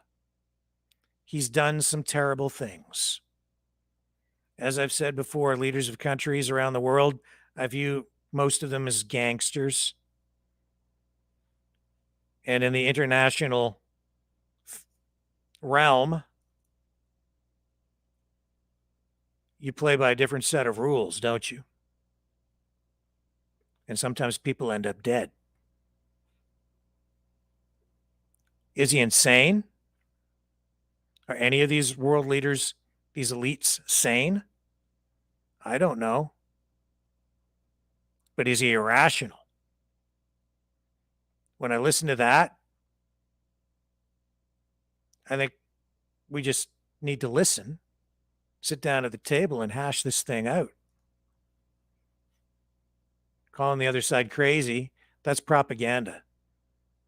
Happens in every war. Just go back and look it all up. Look up any war. Each side calls the leaders of the other side crazy.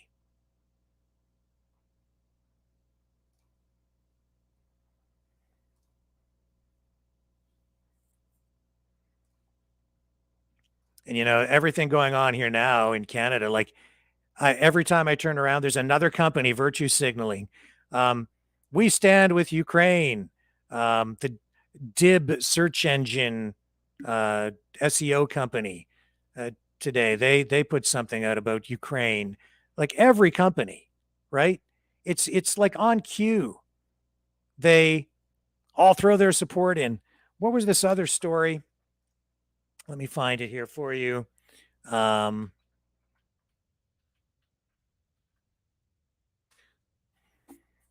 International Cat Federation bans Russian cats.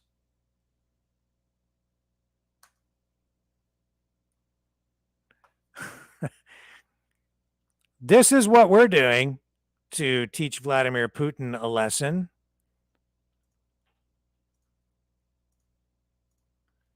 Here it is, People magazine.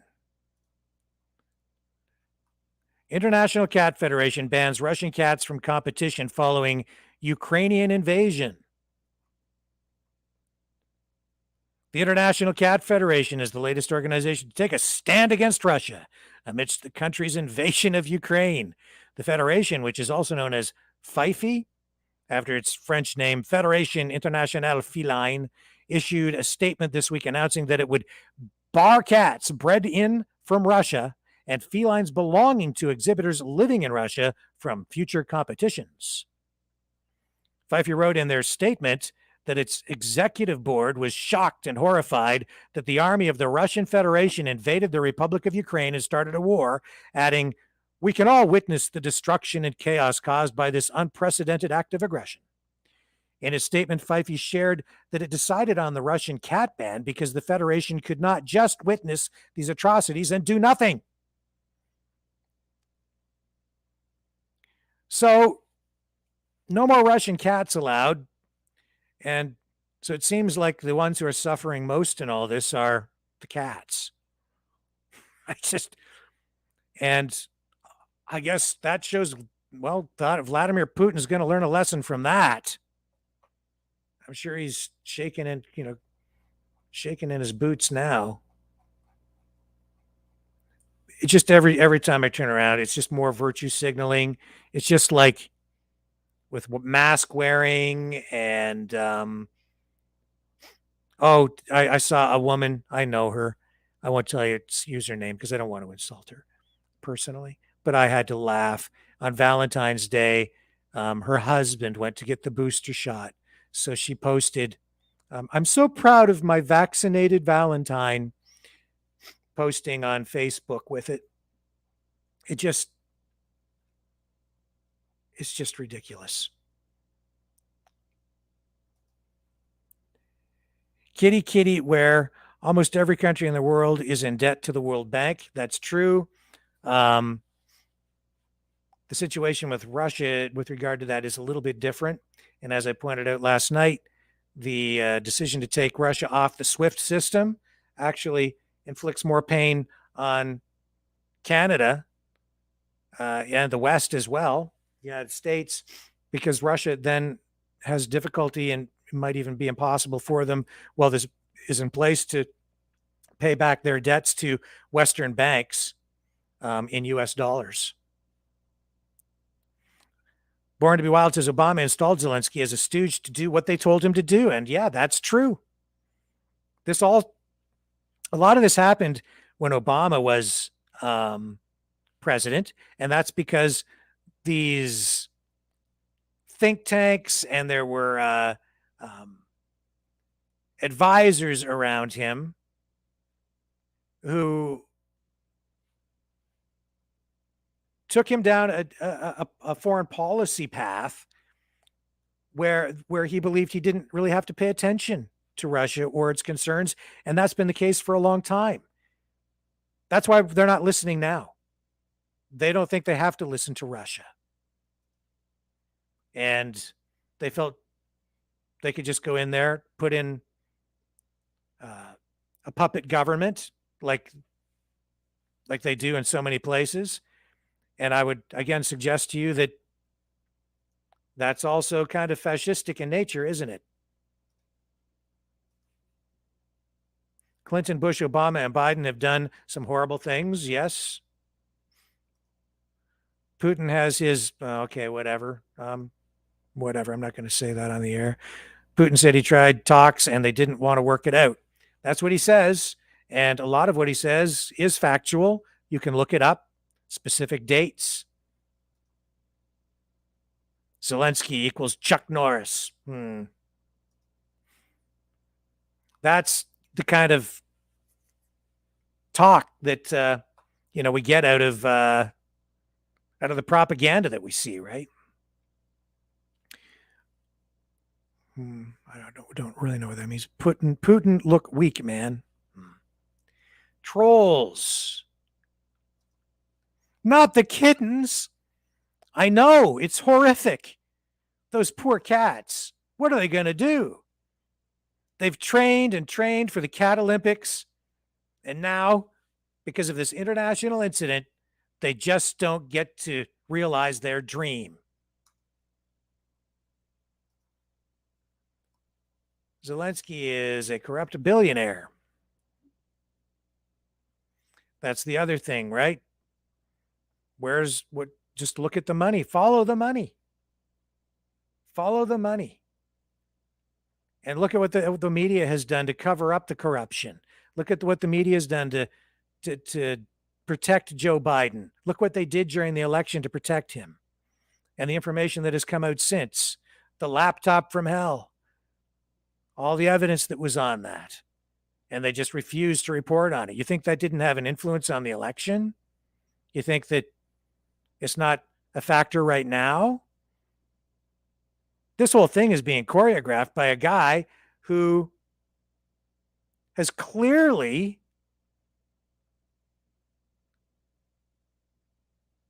been involved in business dealings in Ukraine in the past. And oh my God. Corruption.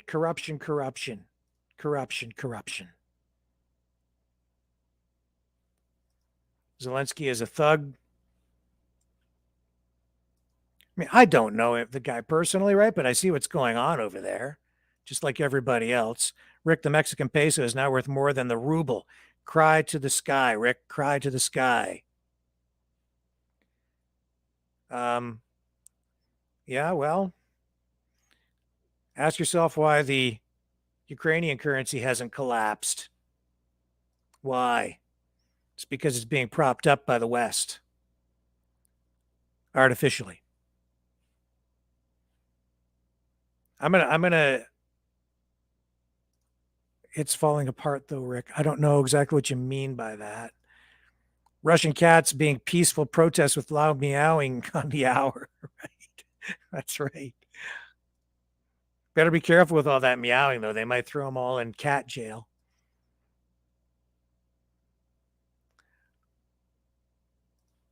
This war is technically between USA and Russia, hands down. You know what? That's right. I mean, that's exactly right. Just because it's playing out in Ukraine, we need to understand that this is really between the United States and Russia. And because it's at this point, again, I think we need to ask ourselves, what the hell is Joe Biden doing? And this is a war. If NATO's not going to go in, if Canada's not going to send soldiers, if the United States isn't going to send soldiers, Justin Trudeau said that we can't send planes. He won't send planes. If there's not going to be a no-fly zone,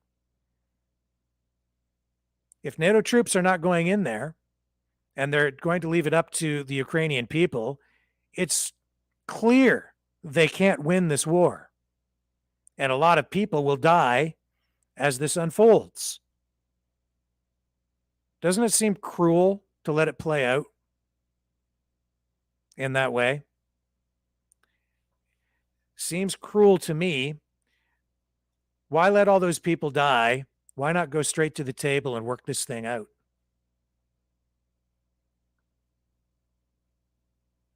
Why not go and work it out? Unless they've got some other objective in mind at the end of this thing. I don't know. Gas in Chatham, Ontario, Canada, $1.72 a liter. Yep. It's you and I and regular people all around the world who are paying the price for this. And this is just the beginning. If this, drags on for any length of time, and seeing what Joe Biden did, releasing 30 million barrels of oil from the Strategic Oil Reserve, from the U.S. Strategic Oil Reserve, and another 30 million being released internationally for 60 million total. That's only like, in the United States, that's only a day and a half of oil. That amounts to the supply for a day and a half. What he did during that State of the Union address with regard to that was it was a joke, just designed to make it look like he's actually doing something. They're not opening up oil production here.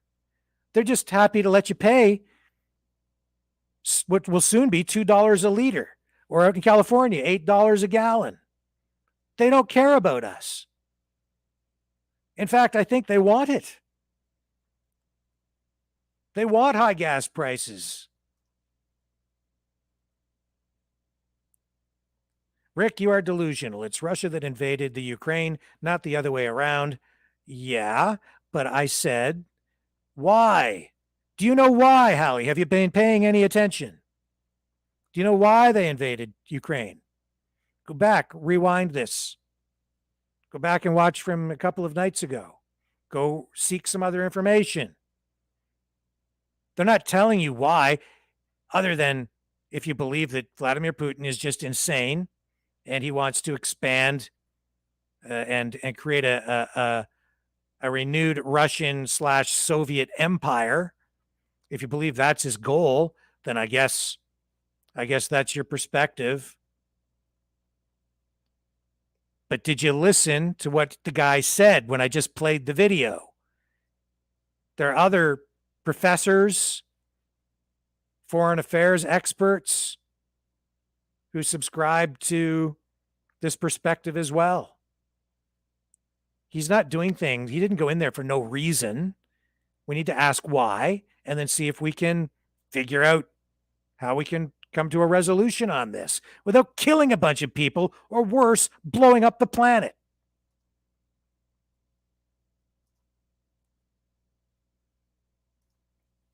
Rick, your argument is that Putin gets to be the world cop. No, he doesn't, Rick. The peso is worth more than the ruble. Did I ever say that, Hallie? I never said that Putin gets to be the cop of the world. That's not what I said at all. The point is, he feels that his country is being threatened.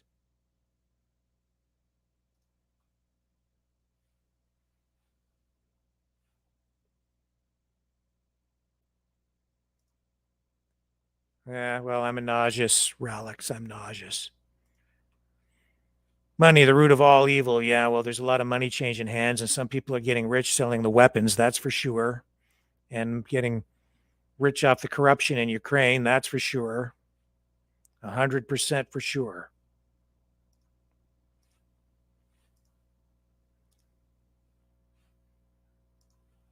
Joe is not in charge. Obama is. Yeah, well, somebody's certainly in charge there, and I think you're right. I don't think it's Joe Biden. I don't think he has the mental capacity anymore to do much other than kind of shuffle around and make an occasional appearance where he gets to slur his words on camera and then walk away without answering any questions. Yeah, sorry, Whiterite. Yeah, apologize for the microphone being muted earlier. Technical problems and a mistake on my part. So I do apologize for that, folks. And I appreciate you guys hanging in there with me throughout that.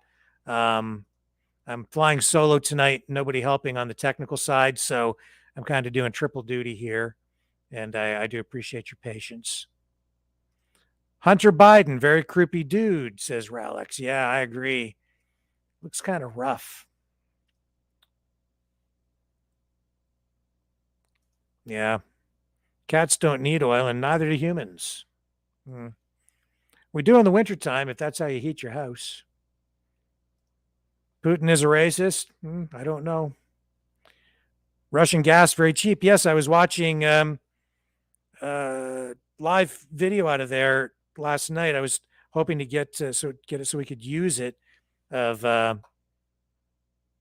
guy going around getting gasoline and comparing gasoline prices in Russia. And yes, their fuel is considerably less expensive than it is here, much cheaper. Hallie is in love with the CBC and Justine. No doubt.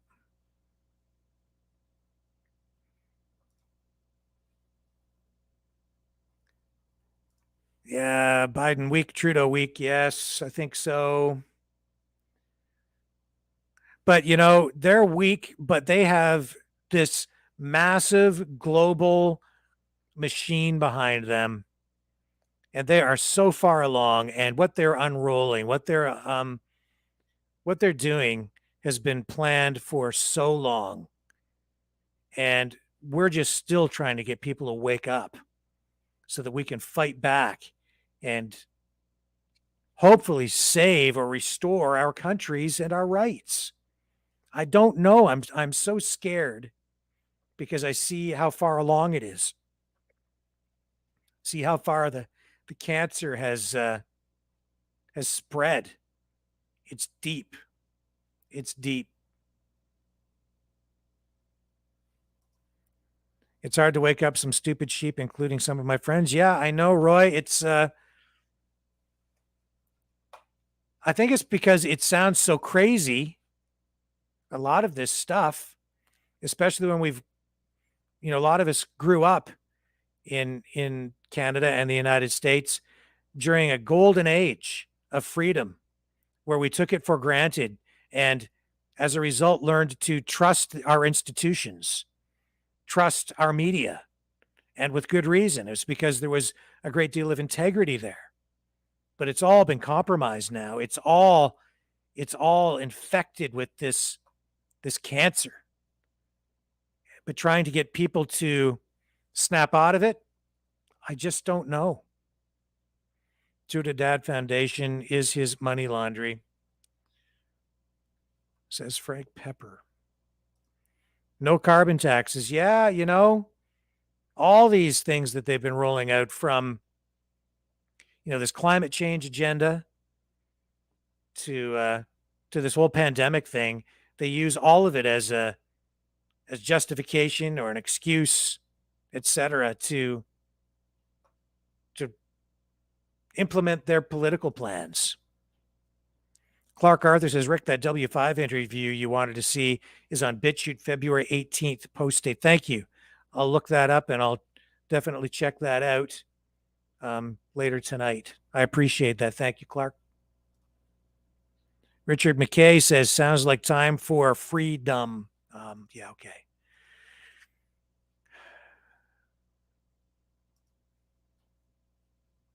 Yeah, I agree. More like Gilded Age. Russia will control Ukraine by the end of the month. I think a Russian victory of however that looks to Putin is inevitable there. The point being he'll get what he wants. Unless this thing escalates to a point that none of us want to see. And I'm hopeful that we don't get to that point. And I think Russia has more resolve in this with regard to Ukraine than the West does, because I think this issue means more to Russia and Vladimir Putin than it means to the West. Unfortunately, I don't think Putin wants to occupy Russia. I think what he is more inclined to do in his effort to denazify it is destroy it. I don't think he wants the headache of trying to occupy it in the traditional sense. So I think what we'll see is him rip through there, and if they don't surrender, he'll start to level places like Kiev.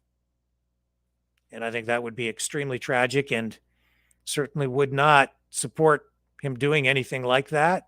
Not in favor of that. Got to get to the table and work out a resolution. Got to talk. But you can't talk to somebody unless you listen first.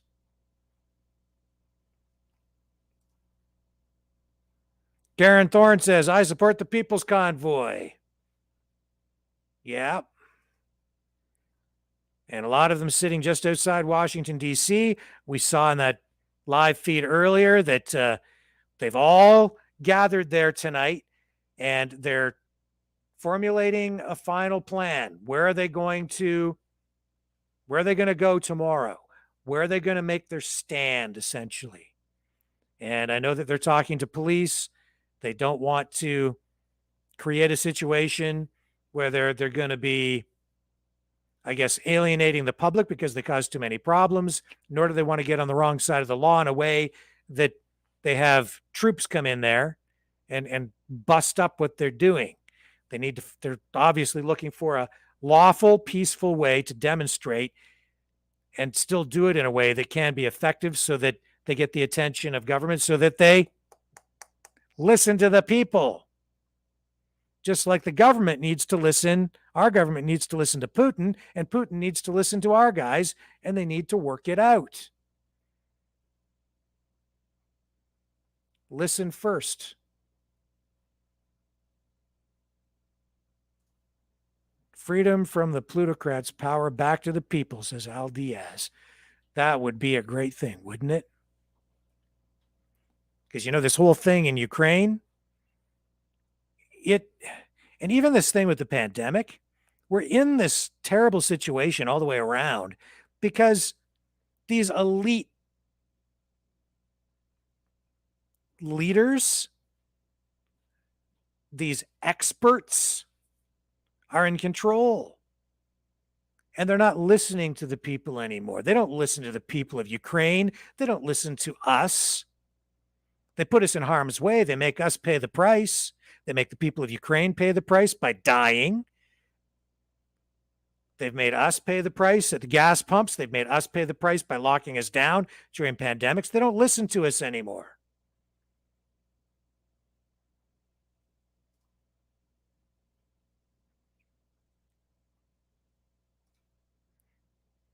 Rick Walker, please listen to President Reagan's 1964 speech. It's still on YouTube. It predates Yuri Brezhnenov's famous warning to end NATO. I'm sure I've seen that, but yeah, it would be a good thing to watch again. And I would encourage everybody to go back and check that out. If you want a healthy environment, stop the risk of nuclear bombs. Yes. Thank you, Louise. Thank you. Thank you.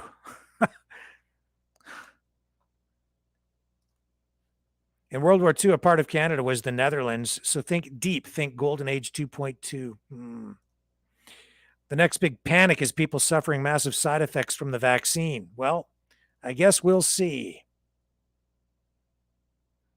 Yep, we'll see. We're still going through those Pfizer documents too, 10,000 pages worth. Al Diaz says, Nazis out of Ukraine. Yes, we all need to educate ourselves and find out what's really going on in the world. Because for a long time, our schools here in Canada and the United States, they've not been teaching history properly, not local history, not regional or national history, certainly not international history. They don't teach civics the way that they need to. And we have not been teaching political science in a way that makes people aware of what is going on the world stage, international politics. So people are formulating their opinions on this Ukraine issue based on what they're getting from blow-dried news anchors on CNN and MSNBC. No wonder the world's so upside down and backwards, and no wonder these politicians who are so incompetent and obviously don't care about the people, no wonder they keep getting back into power. People just keep voting for the same old brands, Republican, Democrat, liberal, conservative, whatever. We just keep making the same mistakes at the ballot boxes.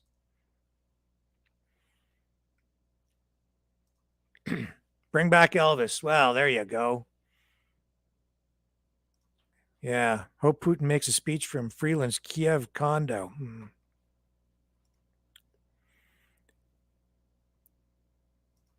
Convoy. Well, people are saying a lot, have a lot to say about Ukraine tonight. Let's just check the live feed.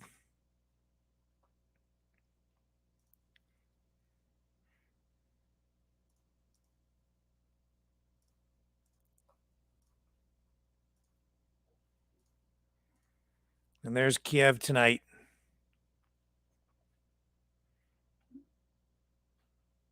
This is the live feed out of Ukraine. And yeah, we're not seeing explosions or any major activity in that regard.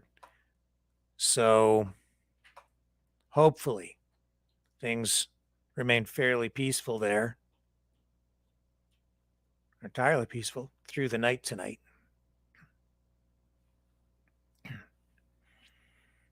Coconut says, Rick, how the F do we get out of all this? It's hard to see the light at the end of the tunnel. I know. I'm just a guy just like you guys. I just have my opinions. As far as Ukraine goes, as I said the other night, I think the solution is pretty simple. Both sides need to agree to leave Ukraine a neutral country, independent, and have it act as sort of a buffer between NATO and Russia. And they have to find some way to trust each other enough to believe that that can be the case. And then maybe we can avoid a nuclear conflict. And then as far as everything else and restoring our freedoms, we just have to keep, I guess, applying the pressure and be careful who we vote for.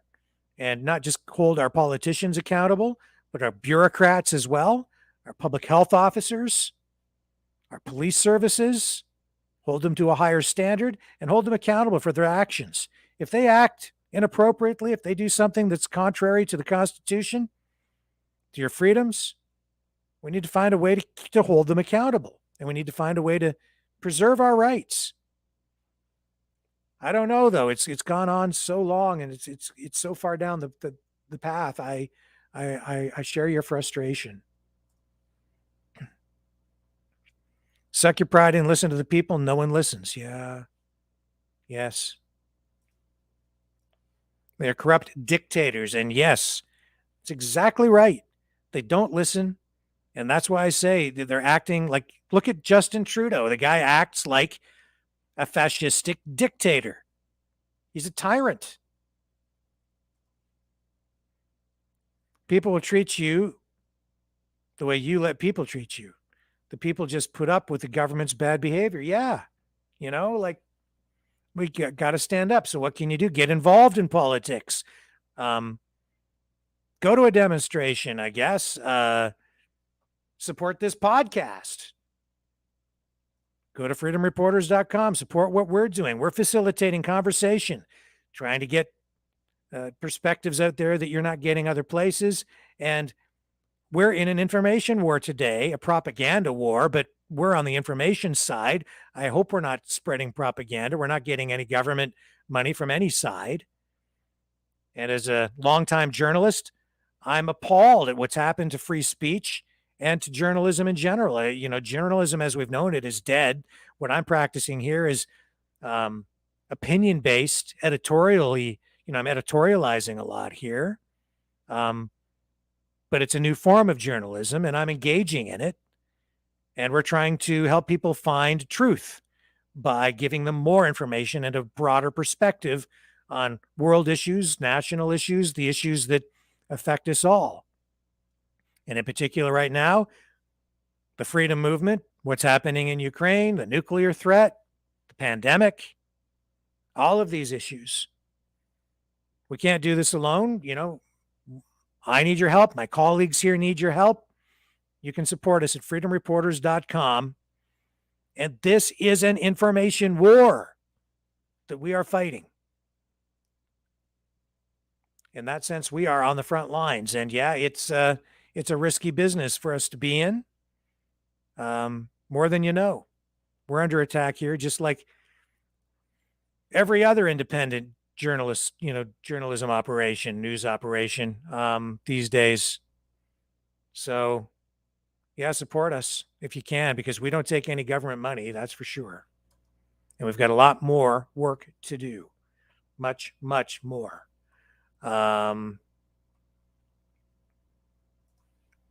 Rick, if you didn't catch earlier, was looking at Liberal sale of Hydro TransAlta, sold shares to Brookfield. Might be worth checking out. I'm new at research, but looks fishy. Okay, I'll try and look into that more. Phil Burns says cancer will increase, and I know what you're talking about. I'm fearful of that as well. Phil, I'm very, very concerned about exactly what you're talking about. Ms. Jensky says, Rick Walker, that's what Putin was saying. It's their way or no way. Yes.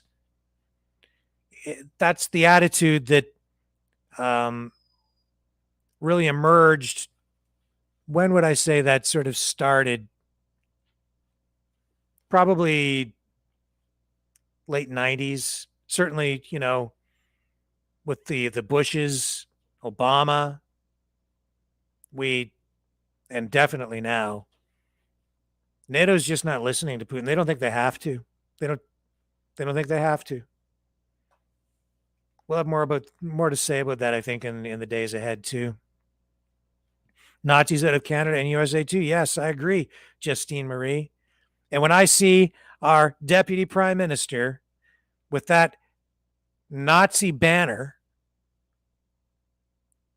it sent chills down my spine. She knows what that is, and she still stood there with that. She knows. There are Nazis among us, folks.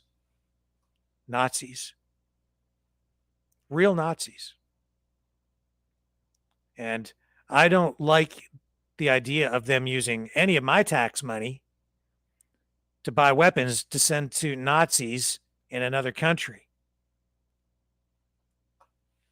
I have a big problem with that.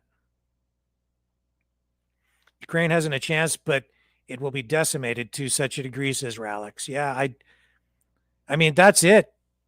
What we're seeing in the media, this whole, Ukraine, I was watching, a CBC feed just prior to coming on the air here.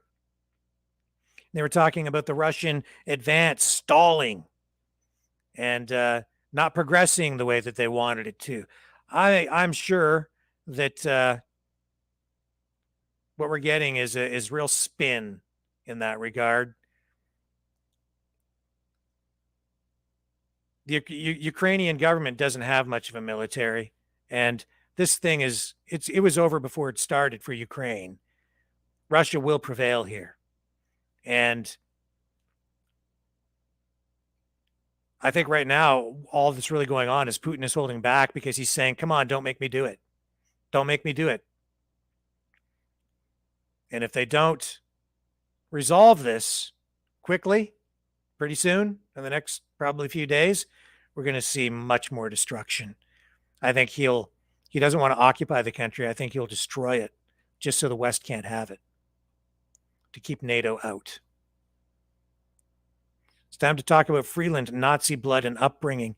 Yes, her grandfather was a Nazi collaborator in World War II. And I think the public would be surprised at the linkages between a lot of people today in places of power and the World Economic Forum. And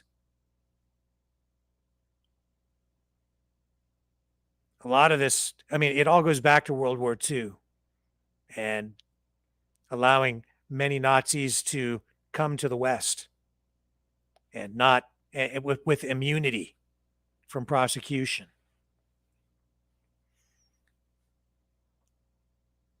We gave them freedom. A lot of that was, you even just look at the German scientists that they brought to the United States,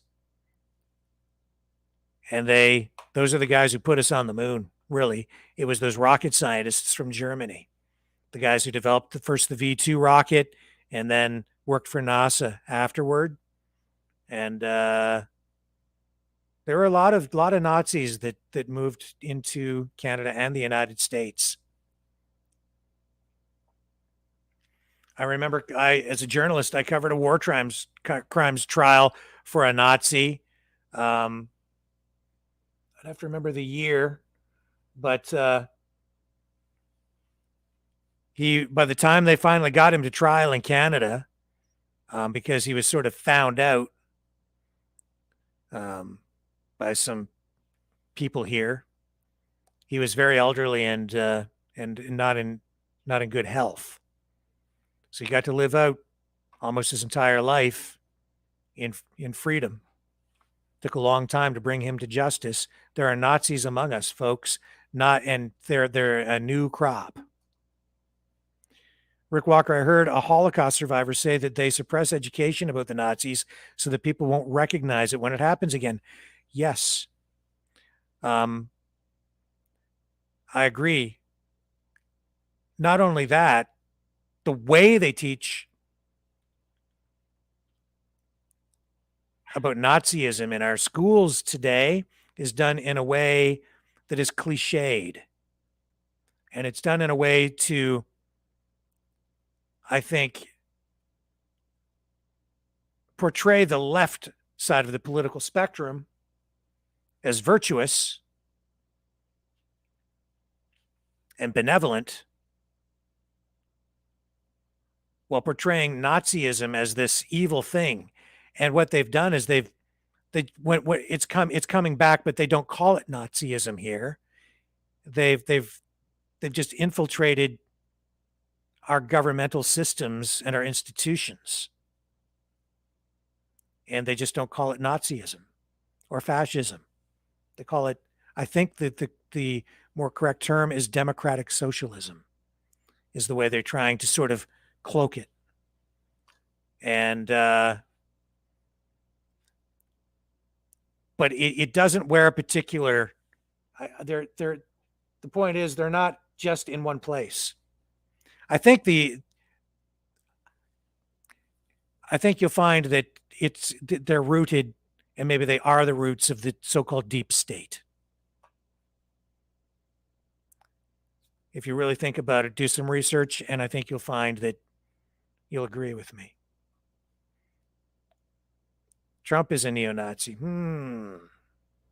I don't think so. I think he got duped on some things, and I think he made some mistakes as president, but he's no neo-Nazi.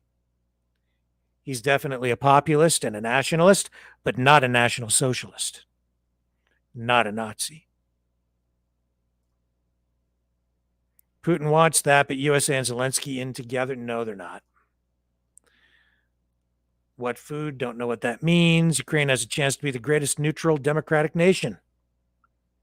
Could be. You know? And here's the question. Why would the West even be opposed to keeping Ukraine neutral? Why do they care? Why continue to push? Why wouldn't Zelensky, if he wants to save his country from annihilation and complete destruction, why wouldn't he agree to keep his country neutral? Why not? What's he got to lose in that regard? What does the West have to lose by agreeing to keep Ukraine neutral? Who loses? So why not? Maybe that's an important question to ask, and maybe the answer is uncomfortable.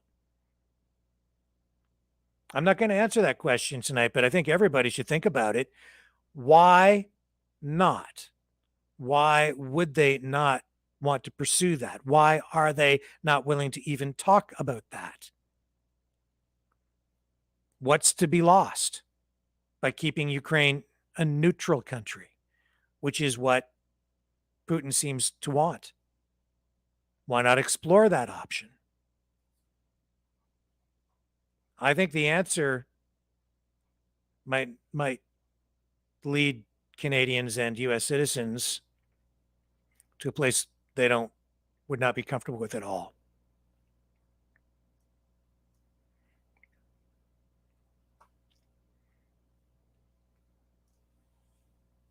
I need asylum in Russia. Trudeau is a crazy dictator.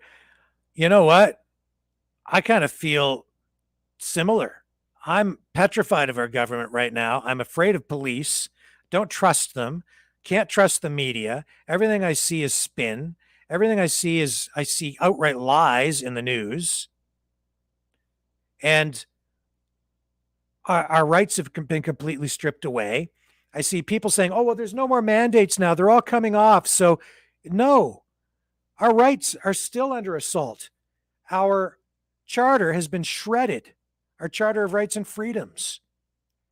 The Emergencies Act, which is the War Measures Act, was invoked, then revoked, but certain aspects still remain in place because they wanted to make sure that especially those financial tools that will allow them to go after bank accounts and financial interests and assets of political enemies, they wanted to make sure that they still had those tools available to them. So that's what they've done. They've left them in place. We've got big problems, and they can bring back these mandates at any time.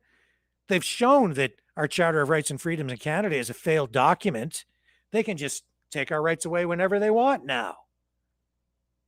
We've got big problems. I'm kind of with you.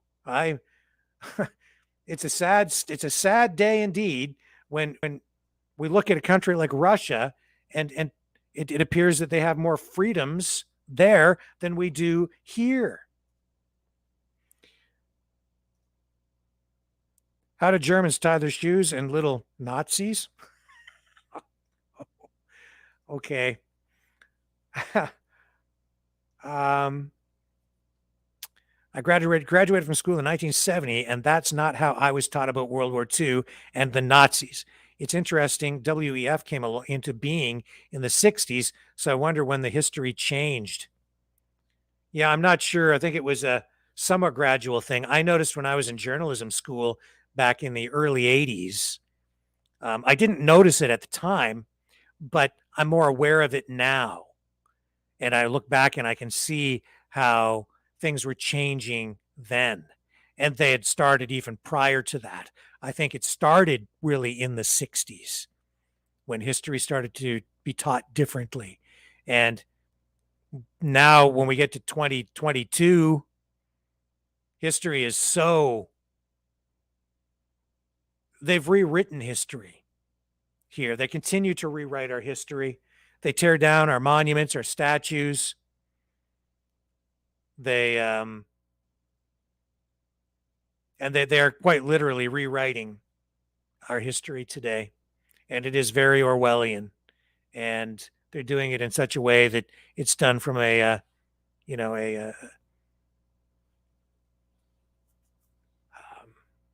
postmodernist perspective. Agree with that too. Freeland has kept the financial measures and they can bring them back anytime. They're accountable to no one, apparently. Very, very dangerous. Yes. Yes. Debbie Johnson says, abracabrat, you're right. 90,000 nursing homes in Wisconsin and 100,000 patients with 100% voted in the 2020 election. Supposedly it was a lie. Well, we keep seeing more and more information come out about all of that stuff, right? Rick Walker, look up what many of the American founding fathers like Jefferson, Payne, Madison, and Washington thought about democracy. Democracy usually leads eventually down this road. Yeah. What did they say? A republic if you can keep it. And as I've often said, and maybe, I don't know if I'm the first, maybe I just picked it up someplace. Not that it's that intelligent, but, I've often said that democracy is our greatest strength. It's also our greatest weakness. And the same way that free speech is too, because we believe in free speech, but our opponents, so we'll let people say that they don't agree with free speech, but when they get into power and they don't believe in free speech, they take it away from us. So that's not an easy thing to sort of deal with. And speaking of free speech, we continue to fight for free speech right here. And you can help us by donating at freedomreporters.com. You can click the link in the YouTube description or in the Facebook descriptions, and we'll soon be on Rumble and BitChute. And so you'll soon be able to find us over there as well. But you can support our work here. And we have a whole lot more work to do. We are fighting the information war, as I've mentioned earlier. And we have had a great deal of support over the past couple of months and greatly, greatly appreciated. And it's not just that, it's the comments, the phone calls, even the email messages that I've been getting from people. It honestly warms my heart. It means more to me than you know. I know that Brendan is also very appreciative of all the support that we've been getting. And I just can't tell you how much it means. It gives me hope when I get that kind of feedback from people. And as I've said before, we've had people from the Freedom Convoy. We've had people from the People's Convoy calling here. Some of the truckers, honestly, in tears. And there are a lot of moments over the last few months where it's been very emotional for all of us. There's so much at stake. The future of our country, the future that, we're trying to create for our kids and our grandkids. I want a brighter future. I want freedom for my kids. My kids are just moved away from home, but I fear for their future here in Canada where I am. And I love the United States. I love it. I love to go and visit. I love to work, go to car shows and things down there. I absolutely love the United States. Canada and the U.S., beacons of hope for the entire world.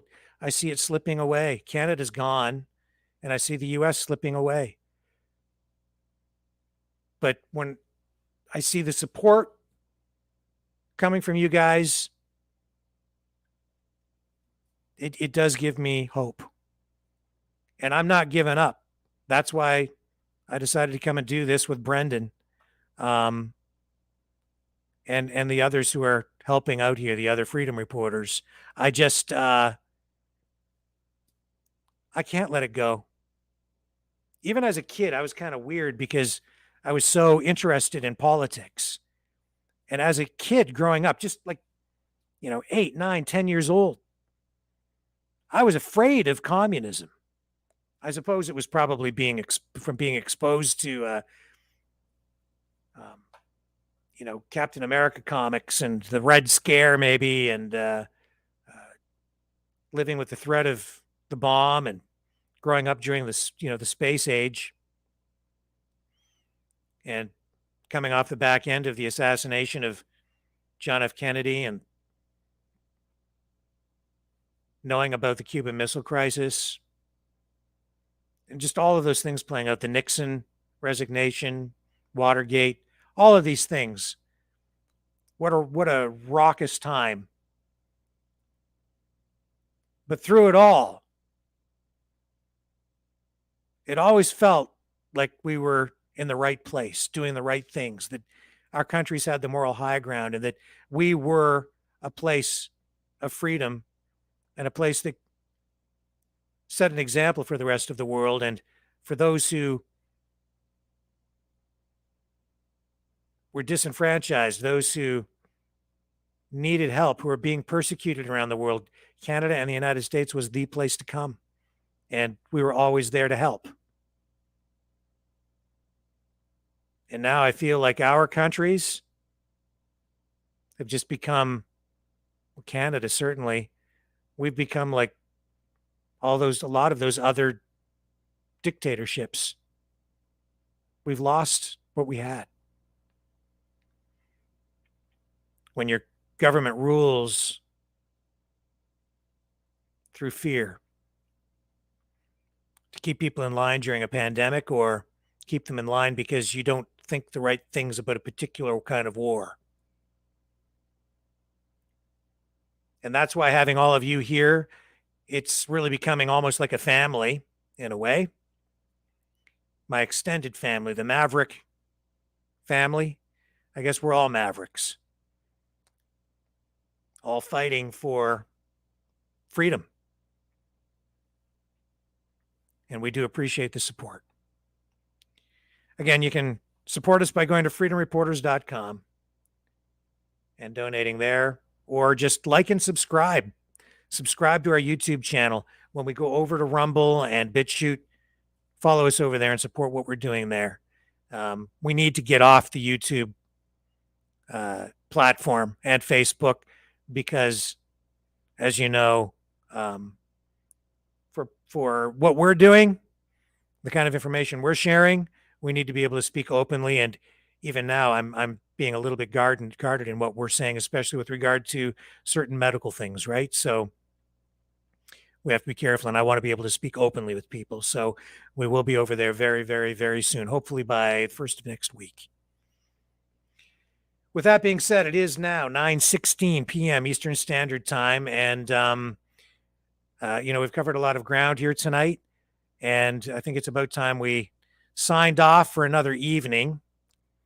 I'm glad to see that things appear to be fairly calm in Ukraine from all these live feeds we're looking at right now. And it's good to see that things are unfolding in a safe and calm manner with the People's Convoy. And warms my heart as well to see all of the people out there waving Canadian flags as well today. In Ottawa, in Sarnia, Ontario, in Woodstock, Waterloo, and all across the nation. And I know there was a big one in Calgary today, a big rally and big speeches there. So thank you to everyone for standing up for freedom and fighting. We greatly appreciate it. And with that being said, I am Rick Walker with Maverick Multimedia at Maverick News, reminding you that I am one of the Freedom Reporters, and this program is the antivirus program for your mind. We will catch you back here tomorrow night, 6 p.m.